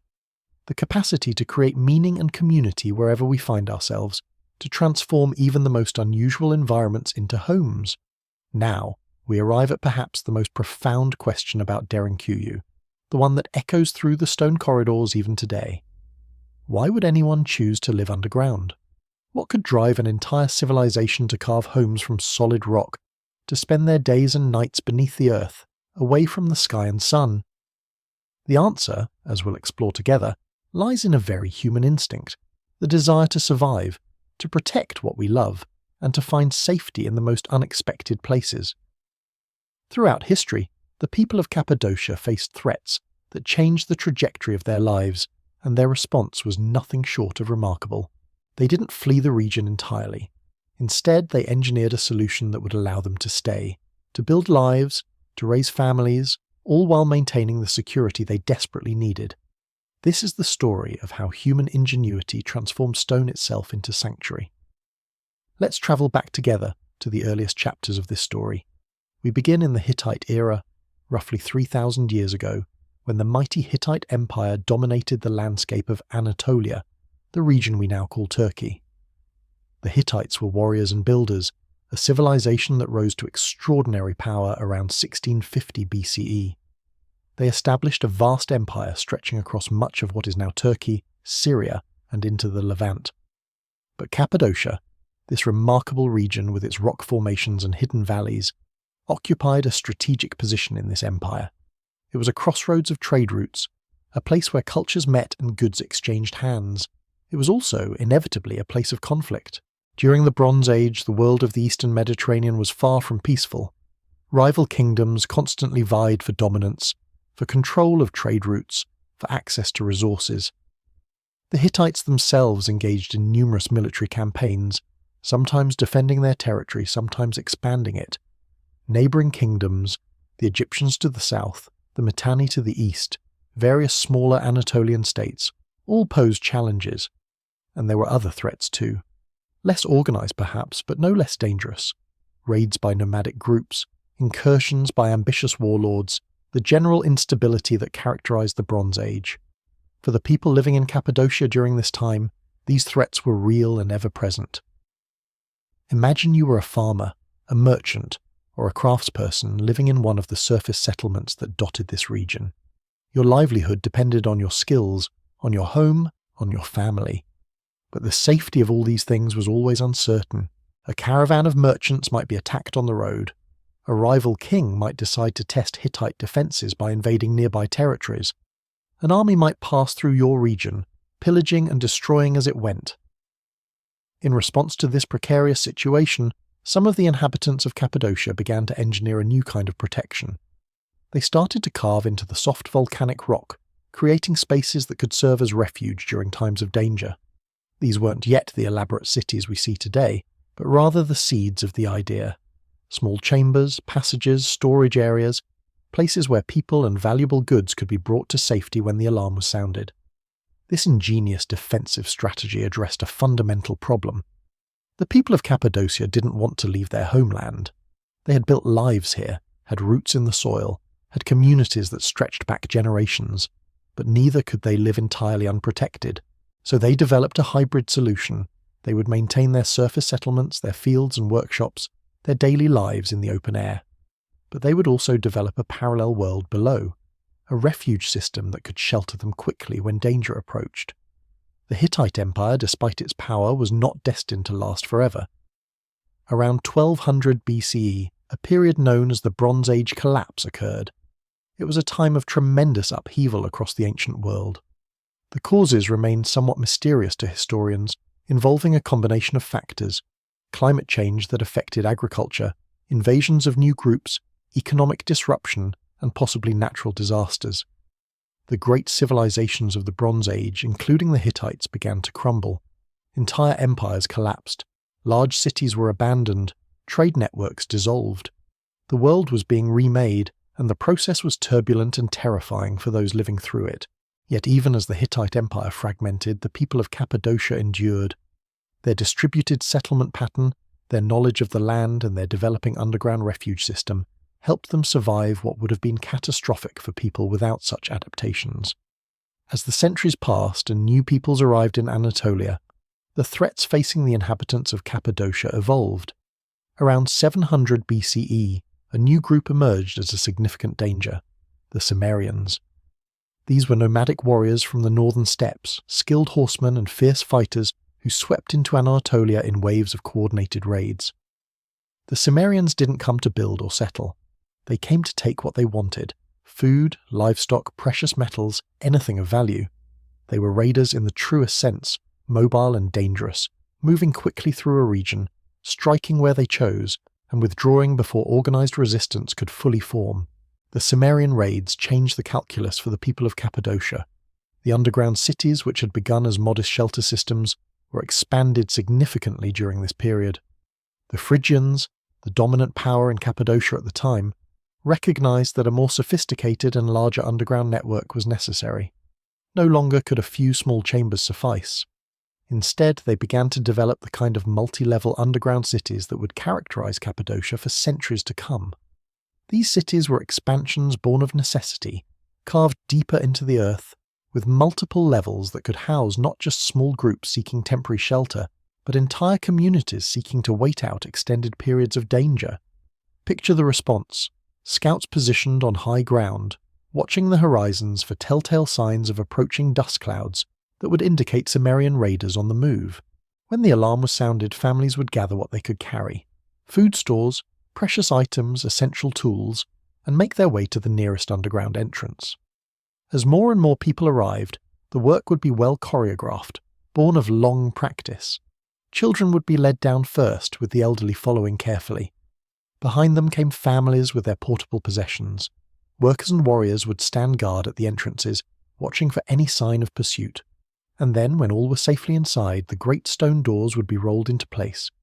These weren't simple wooden doors that could be easily forced open. They were carved from solid rock, circular and fitted precisely into their doorways.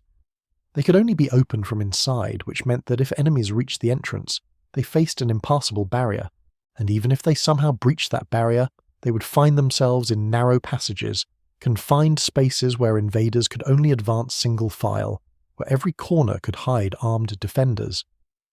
What made the underground cities particularly ingenious as defensive structures was their multi-level design. The upper levels might be relatively easy to breach, but as invaders descended deeper, the passages became narrower, more maze-like. Defenders could retreat to progressively deeper levels, sealing off access behind stone doors as they went. An invading force trying to push deeper into the city would find themselves descending into increasingly challenging terrain, facing defenders at every turn, unable to use their superior numbers effectively in the confined spaces. If an enemy actually managed to breach the upper levels and push down to the middle sections, they would find themselves facing a fortress of stone, increasingly difficult to navigate, increasingly dangerous. But perhaps the most remarkable aspect of the underground city's defensive capabilities was their self-sufficiency. If an enemy decided to simply wait out the inhabitants, to surround the city and attempt a siege, the underground dwellers had a significant advantage. The cities had been designed with long-term habitation in mind. There were storage chambers where grain, dried fruits, and other preserved foods could be kept for extended periods. There were ventilation systems carved carefully through the stone, ensuring fresh air could circulate through even the deepest levels. There were cisterns and water channels that collected rainwater and underground springs, ensuring a reliable water supply even if a surface siege lasted for weeks or months. Communities could retreat underground and wait in perfect safety while raiders swept through the region above, burning fields, destroying surface structures, taking what they could find. And when the raiders eventually departed, as they always did, as they had no reason to maintain permanent occupation, the people would emerge to rebuild their surface structures and return to their ordinary lives. The Cimmerian threat lasted for several centuries, roughly 700 to 600 BCE, a prolonged period of instability that required constant vigilance and defensive preparation. Yet from this period of danger emerged something remarkable, a sophisticated system of underground cities that could house and protect thousands of people. The expansion of underground refuges during this era represents human problem-solving at its finest, not fleeing in the face of danger, not submitting to threats, but instead engineering creative solutions that allowed communities to thrive despite the risks they faced. As we move forward through time, the reasons for maintaining and expanding these underground cities evolved once again. By the beginning of the Common Era, new inhabitants arrived in Cappadocia with a different kind of vulnerability, a different kind of reason to seek shelter in the earth. Christianity was beginning to spread throughout the Mediterranean world and beyond. In its early centuries, Christianity was not a dominant or protected religion. Instead, Christians faced discrimination, suspicion, and often outright persecution, especially during certain Roman imperial reigns. The Roman Empire, which eventually came to control the Mediterranean world, was not initially hospitable to this new faith. Christians refused to participate in the worship of Roman gods and emperors, seeing their monotheistic faith as incompatible with the polytheism of Rome. This refusal, which we might now see as a matter of conscience and freedom of belief, was treated by authorities as rebellion, as a failure to show proper respect to the state. From roughly the 2nd century CE through the 4th century, Christians in the Roman Empire lived with the constant awareness that their faith could bring persecution. Some emperors were more hostile than others. Some periods saw more active persecution than others. But the possibility was always present, and it created a need for safe spaces where Christian communities could gather, worship, and support one another without fear of arrest or worse. The people of Cappadocia, both Christian and non-Christian, recognized that their underground cities offered perfect solutions for these needs. Christian communities began to use the underground chambers not just as refuges during times of danger, but as places of worship and spiritual community even in times of relative peace. Chambers were modified to serve as churches, with crosses carved into the walls and ceilings. Baptismal fonts were installed, carved into the stone itself, where new believers could be initiated into the faith. Small chapels were created hidden away in the depths, where faithful believers could gather for prayer, for study of scripture, for the comfort of shared belief. The evidence of this Christian use of Derinkuyu is preserved in the stone itself. Archaeologists and visitors today can see the crosses carved into the walls of certain chambers, still visible after nearly 2,000 years. They can see the baptismal fonts, the stone basins where water collected and where new Christians were baptized. They can see the layout of what were clearly once churches, with a main chamber for gathering and smaller side chambers for prayer or study. For the Christians of Cappadocia, these underground spaces represented something profound. They were places where faith could be practiced, where community could be maintained, where the bonds of belief could be strengthened, all in relative safety, removed from the scrutiny of authorities who might view their beliefs as suspect. The persecution of Christians was not constant or uniform throughout the Roman Empire, but it was real enough to make these underground spaces valuable. And even as religious tolerance gradually increased, even as Christianity itself eventually became accepted and then dominant within the Roman Empire, the underground cities of Cappadocia continued to serve important purposes. But the greatest period of development and use for these cities came later, during a different era and in response to a different kind of threat. In the centuries following the rise of Christianity and the gradual decline of the Roman Empire in the East, a new tension emerged in the Mediterranean and Middle Eastern world, the conflict between the Byzantine Empire and various Islamic caliphates. This period, roughly from the 7th century CE through the 10th century, was marked by repeated military campaigns, raids, and shifting borders between these two great powers. Cappadocia, positioned between the Byzantine heartland to the west and the Islamic territories to the east, found itself directly in the path of conflict. Arab raiders and armies, sometimes conducting organised military campaigns and sometimes conducting smaller raids for resources, repeatedly swept through the region. This period represents what many historians believe was the peak era of use for Derinkuyu and the other underground cities of Cappadocia. The threats were direct and immediate in a way they hadn't been since the Sumerian era. Communities in the region developed an almost ritualized response to the cycles of danger. When scouts reported Arab raiders approaching, and these scouts were remarkably effective, positioned on high ground, watching the horizons constantly, the alarm would sound. Families would have limited time to gather essentials and reach the nearest underground entrance. Everyone worked with practiced efficiency. The elderly and children descended first, with families following behind, their arms full of what they could carry. Livestock, when possible, would be driven into the underground pens carved into the upper levels. Food stores would be secured. The mechanics of this retreat have been studied carefully by modern archaeologists. The underground cities were positioned strategically throughout the region, with many located on major travel routes and near significant settlements. No community would be more than a short journey from an underground refuge. The entrances, which are sometimes difficult to spot even with modern knowledge of where they should be, were deliberately camouflaged in antiquity. A person unfamiliar with the location would likely pass by without noticing, but to the people of the region, they represented lifelines. Once a community was inside, the great stone doors would be rolled into place. Level by level, the passages would be sealed. The people inside could breathe easily, knowing they were now protected. The genius of Derinkuyu and its sister cities became fully apparent during this period. An underground city could house an entire community, not just warriors or officials, but families, children, the elderly, those with disabilities, everyone. A city like Derinkuyu could accommodate several thousand people, providing them with shelter, storage for food and water, and safety from whatever was happening on the surface above. Families could remain underground for weeks or even months if necessary. Archaeological evidence suggests that these extended stays became regular occurrences during the Arab-Byzantine conflicts. Wear patterns on the stone floors indicate heavy foot traffic. Soot deposits suggest fires were regularly maintained in the hearth areas, indicating long-term habitation rather than brief shelter. Storage chambers show patterns of careful organization, suggesting that provisions for extended stays were deliberately laid in. During these periods of underground refuge, life continued in its essential forms. Children were born and raised in these spaces. People worked at their trades. Craftspeople would continue their work. Merchants would maintain their account systems. Shepherds would tend to livestock in the underground pens. Marriages were celebrated, and the dead were buried in specific chambers designated for that purpose. Teachers taught children. Priests or spiritual leaders conducted religious ceremonies.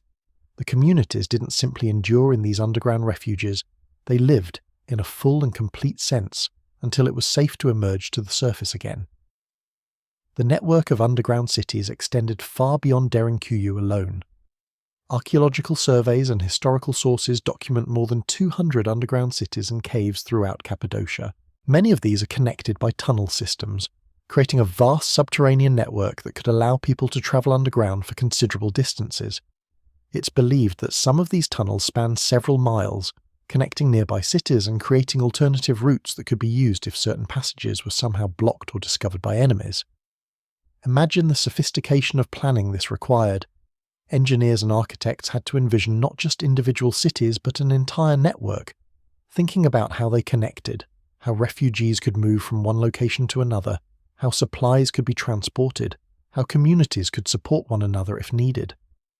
This network functionality meant that if one city was discovered and compromised, communities could relocate to another city further along the tunnel system. It meant that in cases of extreme danger, multiple communities could coordinate their actions, gathering at a central location or distributing themselves strategically throughout the network. It's a testament to the long-term thinking and sophisticated planning that went into these cities. They weren't built in isolation or in response to immediate crises. Rather, they were developed over centuries as a comprehensive system, each city complementing the others, the tunnels creating redundancy and flexibility. The brilliance of the underground cities as a defensive system lay in multiple layers of protection. First, there was the difficulty of finding entrances. The openings were small, hidden in the landscape, difficult to spot unless you knew exactly where to look. Second, once inside, invaders faced the challenge of the narrow passages. The tunnels were designed with humans in mind, carved to accommodate the size of the people who lived in the region. An invading force, even if they somehow managed to enter, would find themselves in confined spaces where their numbers and military equipment offered no advantage. A defender with sword or spear could hold off many enemies in a narrow passage. Third, there were the stone doors, which could only be opened from inside. These weren't obstacles that could be overcome with battering rams or siege equipment. They were simply impassable if you were on the wrong side. Fourth, there was the depth. The further down an invader went, the more maze-like the passages became. The easier it was for defenders positioned throughout the city to resist and retreat strategically. Fifth, and perhaps most importantly, there was the self-sufficiency of the cities. An attacker couldn't simply wait out the inhabitants or attempt to starve them into surrender. The people below had food, water, and the ability to wait indefinitely. What's truly remarkable about all of this is that the builders of these cities developed this system not through militaristic thinking alone, but through a deep understanding of sustainability and community.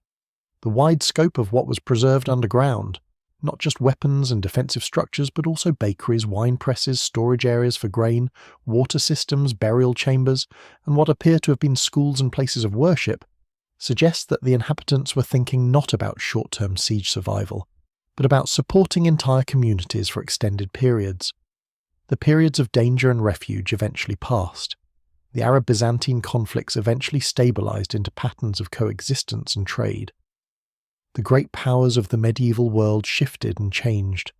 The threats that had made the underground cities necessary gradually diminished. Yet Derinkuyu and its neighbouring cities didn't disappear. They continued to be used, even as the original reasons for their construction faded into history. People lived in them, adapted them to new purposes, and eventually, as conditions in the surface world became more stable, and new construction technologies became available, many of the underground cities were gradually abandoned in favour of surface settlements that offered different advantages. Yet even in their abandonment, even after centuries or millennia had passed since they ceased to be regularly inhabited, these cities preserved the story of human ingenuity and human hope. They show us a time when people, facing genuine threats and real dangers, didn't despair or flee their homeland. Instead, they engineered solutions. They worked together, generation after generation, to create safe spaces. They carved cities from stone, not out of a desire to hide from the world, but out of a determination to continue their lives, to maintain their communities, to pass their heritage to their children. And in doing so, they created something so remarkable that we're still marvelling at it today, still wondering at their cleverness, still recognizing in their achievements a testament to human resilience. As the night deepens and your mind settles into that place between wakefulness and sleep, perhaps you can appreciate the peace that the people of Derinkuyu eventually found in their underground refuges. The stone around them, solid and unchanging, kept them safe. The tunnels that had seemed so full of purpose and preparation gradually grew quiet.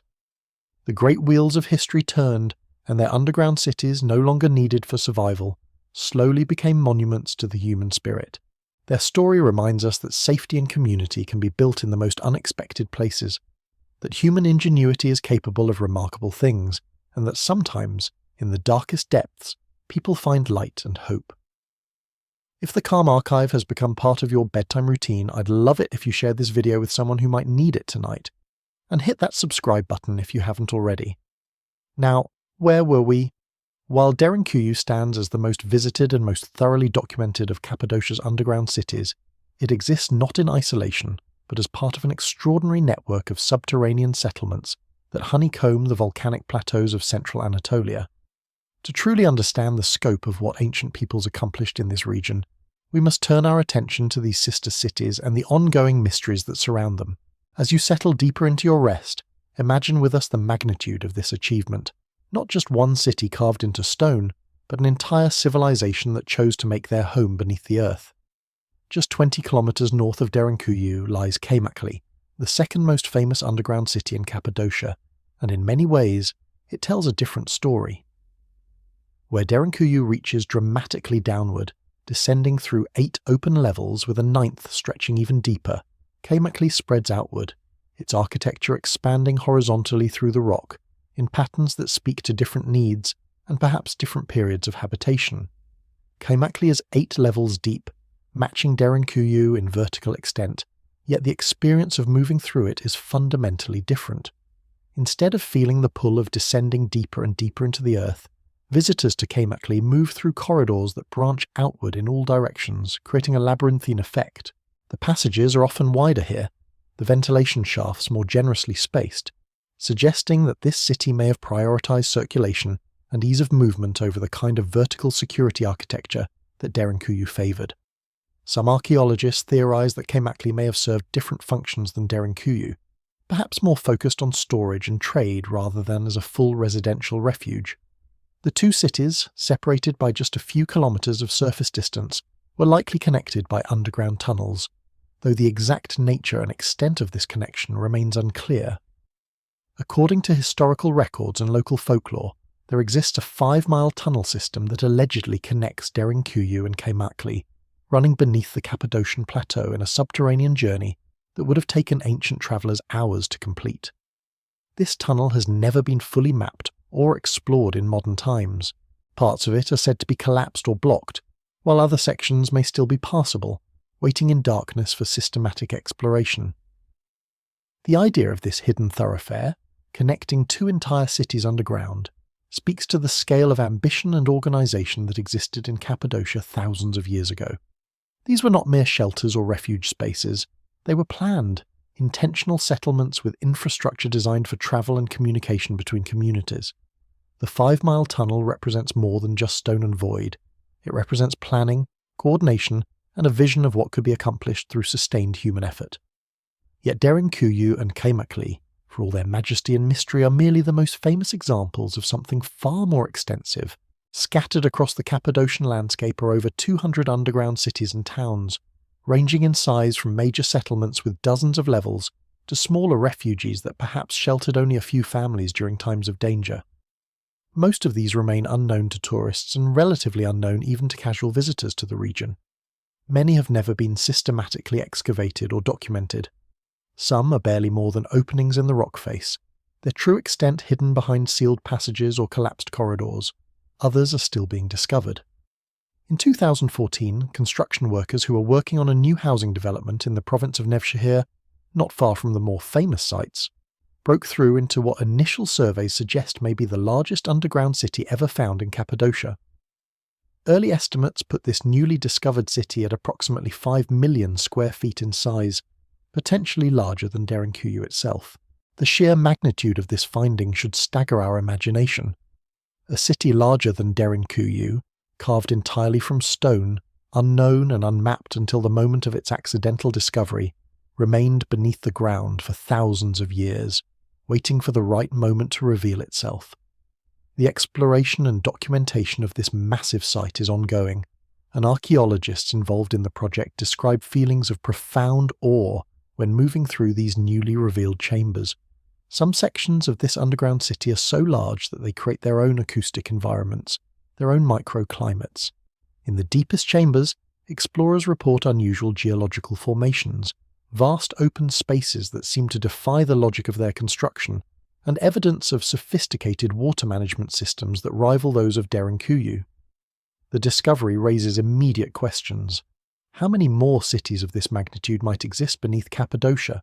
What was the total population that could have been supported by these underground settlements? And perhaps most intriguingly, why was this city abandoned and forgotten so completely that its very existence vanished from the historical record until workers with modern machinery broke through its walls? As we move through this expanded understanding of the underground Cappadocia, we should also turn our attention to the cave churches of Göreme, which represent yet another dimension of this underground world. Where Derinkuyu and the other residential cities were primarily utilitarian in their architecture, built for protection, storage, and practical living, the cave churches of Göreme represent the spiritual and artistic aspirations of the people who lived in this region. Christians fleeing persecution carved entire churches into the fairy chimneys and cave formations of the Görem Valley, and rather than leaving these spaces bare and austere, they adorned them with frescoes and paintings of astonishing beauty. These images, though faded now by time and exposure to light and weather, still retain an otherworldly quality. Saints and prophets gaze down from stone walls that rise from stone floors. Christ presides over stone altars. The stories of the faith are told in images painted by candlelight, by artisans working in spaces carved from rock. The Dark Church, one of the most famous of the Görem cave churches, preserves frescoes so vibrant and so well maintained that they seem almost to have been painted yesterday. The reason for their preservation is poetic and logical at once. Centuries of smoke from candles and oil lamps deposited a protective layer of soot over the paintings, preserving them in a state of suspended animation. Only when the churches were open to the elements and to modern light did the pigments begin to fade. The Dark Church, like dozens of others in the region, is now recognized as part of the Göreme National Park and the rock sites of Cappadocia, a UNESCO World Heritage Site. This recognition speaks to the universal human impulse to honour places and spaces where beauty and spirituality have been achieved. The cave churches of Göreme tell us that even in underground spaces, even in caves carved from necessity, humans found ways to create art of lasting value. They remind us that the people of ancient Cappadocia were not mere survivors, they were believers, artists, and visionaries. Now let us turn our attention to how the modern world rediscovered what time and geography had hidden. For centuries, indeed for many centuries, the local Cappadocian people were aware of some of the underground passages and chambers. Villagers used certain sections of the tunnel systems for storage, particularly for keeping food cool during the heat of summer. They knew of certain doorways leading downward, certain passages that seemed to stretch on longer than the properties above them would logically allow.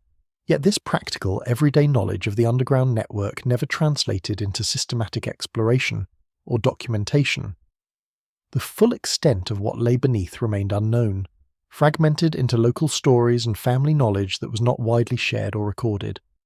It was not until the 1960s and 1970s that organised archaeological expeditions began to map and understand the true scope of Cappadocia's underground cities. Turkish archaeologists working with international partners began the painstaking process of exploring, measuring, and documenting these spaces. They established the approximate depths of various sites, identified the principal levels, and began to piece together the timeline of construction and abandonment. These early expeditions were conducted with the tools and techniques available at the time, measuring tapes, sketches, photographs taken by lamplight or flashlight. The work was dangerous, sometimes uncomfortable, occasionally claustrophobic. Archaeologists descended into darkness that had not been fully penetrated in centuries, finding themselves in chambers where the air was still, where the silence was absolute, where the only sounds were those they themselves made, their footsteps, their breathing, the click of their cameras. One of the remarkable discoveries made during these early modern explorations was the realization that certain underground features had been misunderstood or overlooked. What appeared at first to be simple storage chambers proved to be something more sophisticated. What seemed to be haphazard passages turned out to follow deliberate architectural principles. The ventilation shafts, in particular, revealed engineering sophistication that astonished researchers. These shafts were precisely angled and positioned to create air circulation patterns that kept the underground environment stable, neither too humid nor too dry, neither too warm nor too cold. In winter, cold air would sink, creating natural circulation. In summer, the massive thermal mass of the stone would provide cooling.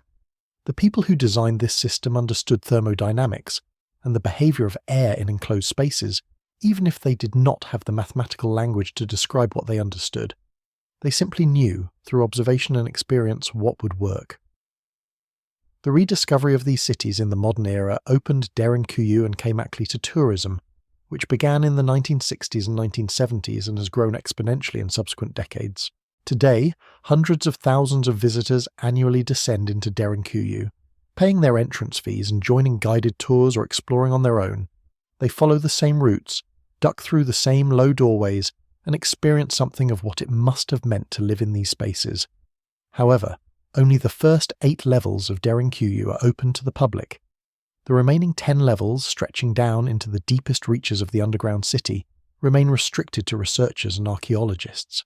Some of these deeper levels are still being excavated, emerging gradually into the light for the first time in millennia.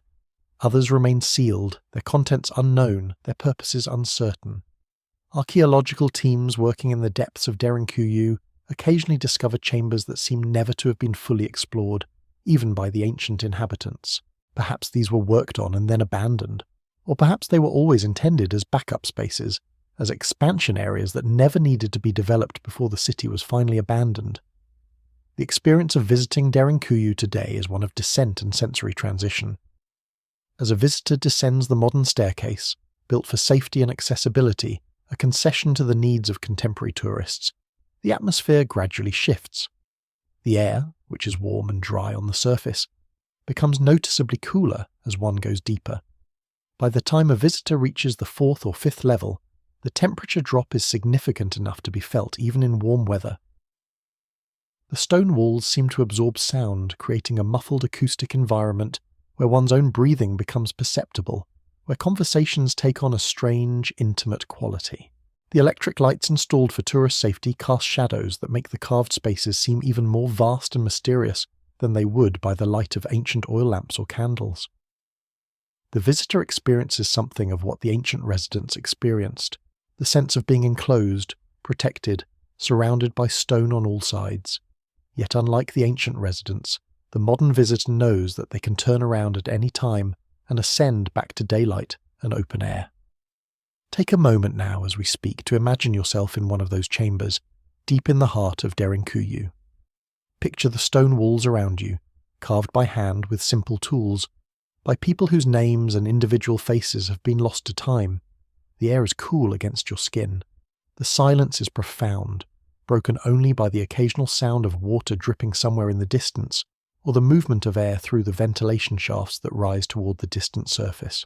In this silence and stillness, there is something deeply soothing, something that seems to quiet the mind's endless chatter. This is the silence of stone, the stillness of spaces where no wars have raged, where no urgent voices have called out in distress. The underground creates a buffer between us and the chaos of the surface world. It offers something that our modern lives rarely provide: genuine, absolute quiet. As you rest in your bed, imagine this silence surrounding you, this protective calm. Imagine the sense of security that comes from knowing that solid stone stretches above you and on all sides, that you're held within the earth itself. Let this image settle into your consciousness. Let the weight and presence of the stone become a source of comfort rather than claustrophobia. The broader lesson that emerges from the study of these underground cities and the network they form across Cappadocia is perhaps the most significant message they have to teach us. These remarkable spaces represent one of the most extraordinary examples of human adaptation and resilience that the archaeological record provides. When the surface world became unsafe, whether due to invasion, religious persecution, or political instability, the people of Cappadocia did not flee to distant lands or accept subjugation. Instead, they looked downward. They understood that the soft volcanic rock that formed the Cappadocian plateau could be worked, could be shaped, could be transformed. They possessed the will, the organization, and the engineering knowledge to undertake the massive project of creating an entire civilization beneath the earth. Over generations, perhaps over centuries, they carved out spaces for living, working, praying, and dying. They built kitchens and storage areas, stables for animals, and churches for worship. They created systems to manage water, to circulate air, and to defend against threats. They did not view their circumstances as limiting. They viewed them as a challenge that could be met through human ingenuity and determination. In our modern age, when we face challenges, we often speak of adaptation, of resilience, of finding innovative solutions to seemingly intractable problems. Yet we rarely accomplish anything as remarkable as what the people of ancient Cappadocia achieved. They took raw stone and transformed it into a functioning society. They did not have advanced machinery, modern tools, or electric lighting. They worked by the light of oil lamps and the strength of human muscle and determination. And yet, through organization, planning, and sustained effort, they created spaces that still stand today, that still function, that still shelter people, if now as tourists rather than residents. Their achievement speaks to the remarkable potential of human beings when we commit ourselves fully to a goal, when we are willing to think creatively and work persistently toward a vision. The mysteries that continue to surround the underground cities of Cappadocia are themselves sources of wonder and fascination. We still do not know with certainty when construction began on Derinkuyu and the other underground cities. Estimates vary widely, with some archaeologists suggesting that the oldest levels may date back to the 2nd millennium before the Common Era, while others propose more recent construction during the Hittite period or even later. The archaeological evidence is complex and sometimes contradictory because the cities were continuously modified, expanded, and repurposed over many centuries. What may have been built as a religious sanctuary in one era might have been converted to residential space in another. Levels that were abandoned for a time might have been reoccupied centuries later. The palimpsest of uses and reuses makes dating difficult and uncertain. We also do not know with confidence who the original builders of these cities were. Archaeologists have traditionally attributed much of the construction to the Hittites, a Bronze Age civilization that controlled much of Anatolia, or to the Phrygians, who succeeded them. Yet the evidence is not conclusive. The style of construction, the techniques employed, and the artifacts discovered suggest that multiple peoples may have contributed to the building of these cities over an extended period of time.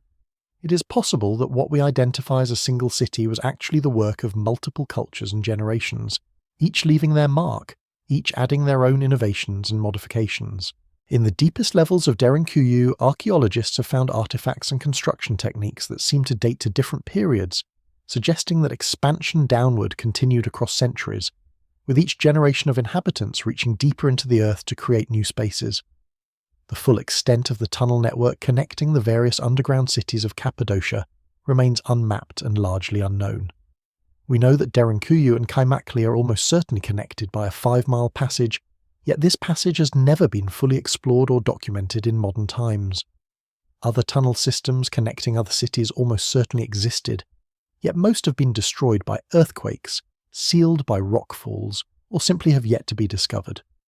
It is entirely possible that a network of tunnels once connected dozens of the smaller underground settlements, creating a subterranean highway system that allowed for trade, communication, and mutual defense.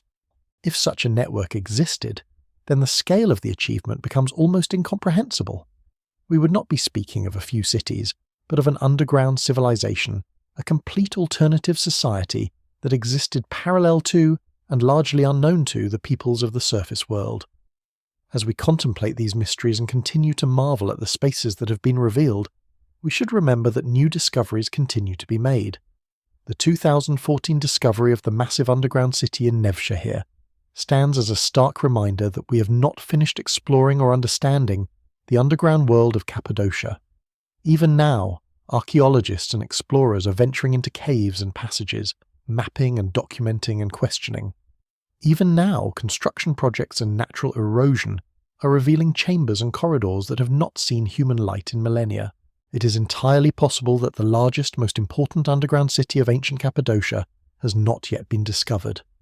It may lie directly beneath a modern village or city, waiting for some accident of construction, or some patient archaeologist's systematic exploration to bring it to light.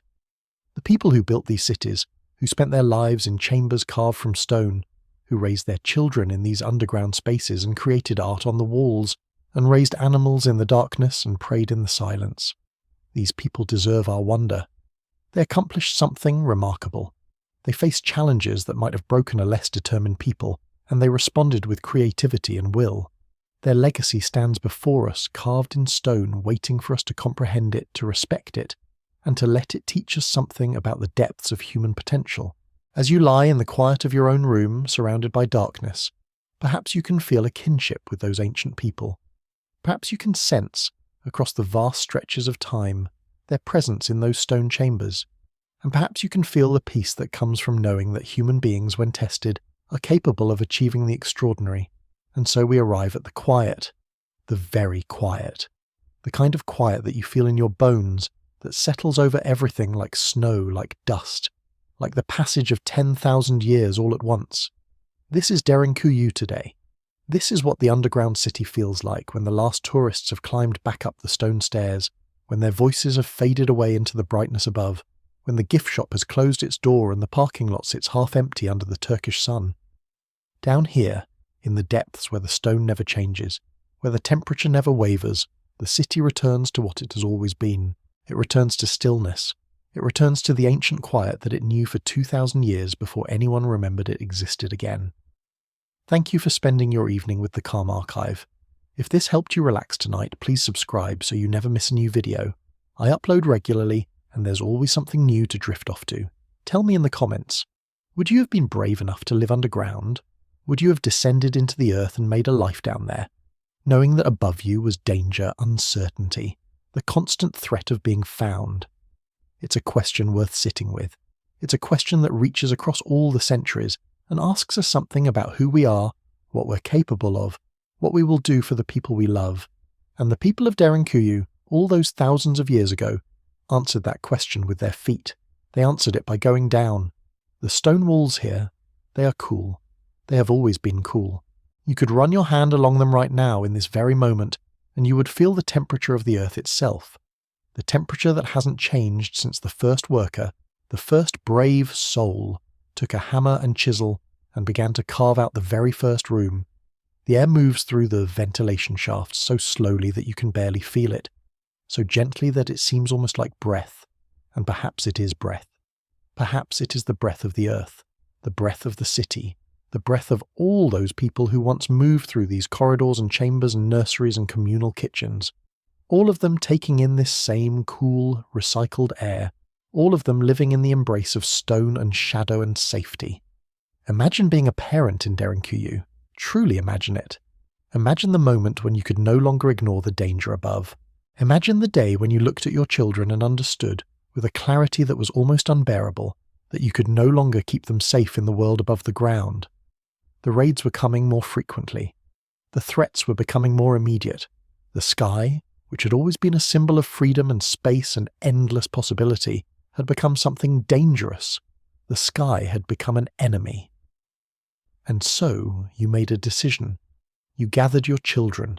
You took their small hands in yours. You led them toward the earth.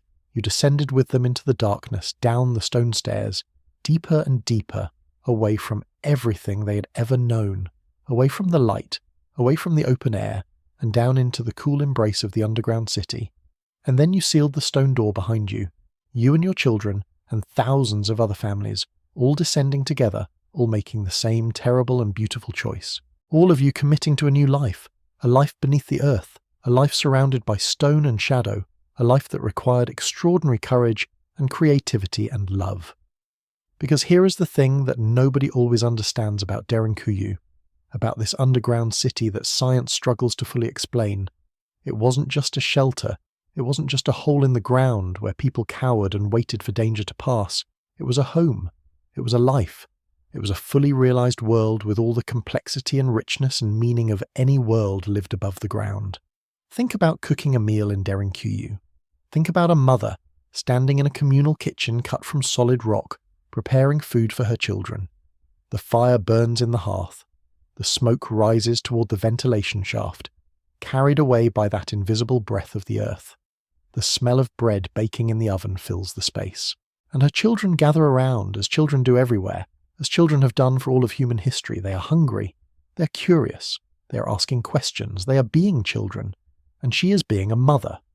Not an underground mother, not a frightened mother, not a mother living in impossible circumstances, just a mother, feeding her children, creating normalcy out of the most abnormal situation imaginable, creating safety not through walls, though the walls are certainly there, but through the simple acts of care and attention and love.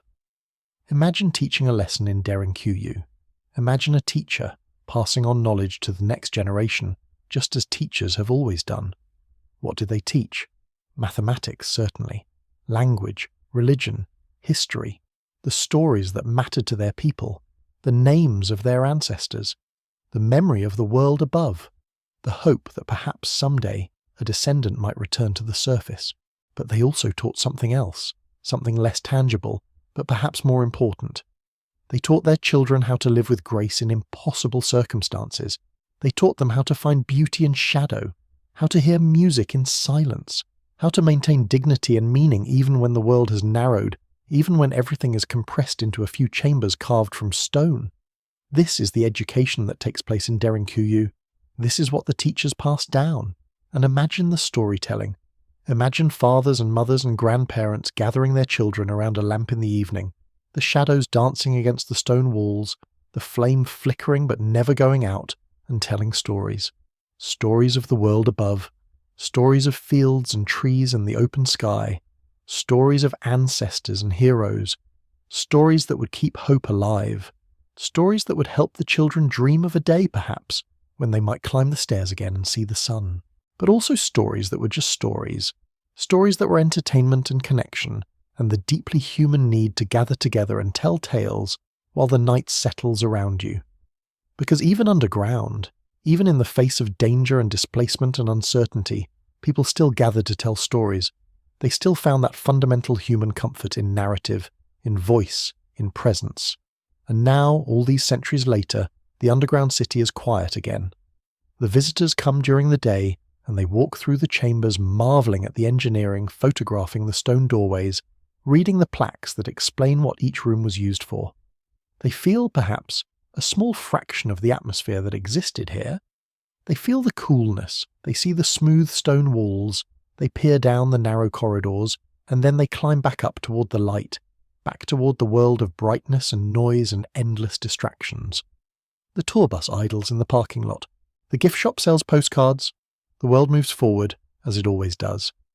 But down here in the depths, something ancient settles into stillness once more. There is a particular kind of quiet that exists in places like this. It is not the quiet of absence or emptiness. It is the quiet of presence. It is the quiet of stone that has been holding space for thousands of years. It is the quiet of air that has been moving through ventilation shafts since before the pyramids were completed in Egypt. It is the quiet of a place that has been witness to extraordinary human achievement and extraordinary human endurance. And when you stand in that quiet, when you really listen to it, when you allow it to settle into your being, you understand something that perhaps you have forgotten. You understand that you are part of something much larger than yourself. You understand that you are part of a chain of human beings stretching backward through time and forward into the future. You understand that the courage and creativity and determination that created Derinkuyu lives within you as well. Because this is the deep connection, the reason that the story of Derinkuyu reaches across the centuries and touches us even now, in our modern world, in our homes of concrete and glass and electricity. We are those people. We carry in our very cells the same determination that it took to descend into the earth and build a new world from stone. We carry the same creativity that it took to design a ventilation system so sophisticated that it worked perfectly for thousands of years without any modern technology. We carry the same love that it took to gather children in darkness and teach them that there was still meaning, still hope, still beauty even in the most difficult circumstances. When we look at Derinkuyu, when we understand what human beings were capable of creating in the face of adversity, we are looking at ourselves. We are looking at what we are capable of. We are looking at the strength that is written into our deepest nature. And this brings us back to the beginning in a way. Back to that moment in 1963 when a man named Erdal Kayner was renovating his home in the village of Derinkuyu, and he knocked down a basement wall that had been standing for centuries. He found a room beyond that wall. He found another room. He found a tunnel. He found more and more descending deeper and deeper, his shovel and chisel revealing layer after layer of ancient stone, chamber after chamber of human habitation. What he found was a city. What he found was proof that human beings are capable of extraordinary things. What he found was an echo from the distant past, a message written in stone and space, a testament to resilience and creativity, and the refusal to surrender in the face of impossible odds. That man, Erdelkane, he brought his discovery to the attention of archaeologists and historians. He opened the doors so that others could see, and now, every year, hundreds of thousands of people come to Derinkuyu. They descend into the earth. They walk through the corridors. They stand in the chambers. They feel the cool stone and the ancient air. And in doing so, they connect with something profound. They connect with the ancestors. They connect with the extraordinary capacity of the human spirit. They connect with a reminder that we are capable of far more than we often believe we are capable of. The night settles in the underground city. Not that night and day have meaning here. Underground where there is no sun. Underground where the darkness is constant and unchanging. But imagine the night nonetheless. Imagine the time when all activity ceases, when the last candle has been lit, when the last meal has been shared, when the last conversation has drifted into silence.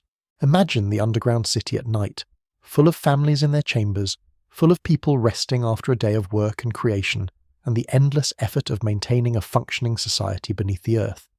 Imagine the stillness that descends, the absolute quiet, the cool air moving so gently that you can barely feel it, the stone walls holding you on all sides, the earth itself pressing down from above, not threatening but comforting, not crushing but embracing, the absolute darkness not frightening but restful, not empty but full of peace. This is the image that brings us closest to sleep. This is the image that our bodies and minds recognize as the signal that rest is coming. We are creatures who evolved to rest in darkness, in shelter, in spaces that are enclosed and protected. We are creatures whose bodies know, at the deepest level, that safety and darkness are signals to let down our guard, to release our vigilance, to surrender to the restorative work of sleep. And in Derinkuyu, the people lived always in this state. They lived always in darkness, always in shelter, always in the embrace of stone and earth. In a way, the entire underground city was like being in bed. The entire underground city was like being tucked in, held, surrounded by something larger than yourself, something that cares for you, something that will keep you safe while you rest. The earth itself, you see, is like a blanket. Think about it. A blanket is something that covers you, that holds your warmth close to you, that creates a boundary between you and the cold world outside. The earth does the same thing. The earth holds you. The earth contains you. The earth keeps you at a constant temperature. The earth protects you. The earth is the ultimate blanket, the blanket that has been here longer than any of us, the blanket that will be here longer than any of us, the blanket that wraps around the entire underground city and keeps it safe and still and quiet and cool. And the people of Derinkuyu, they lived beneath that blanket. They lived under the earth's embrace. They lived in a state of being held and sheltered and protected, even in the face of danger and displacement and uncertainty.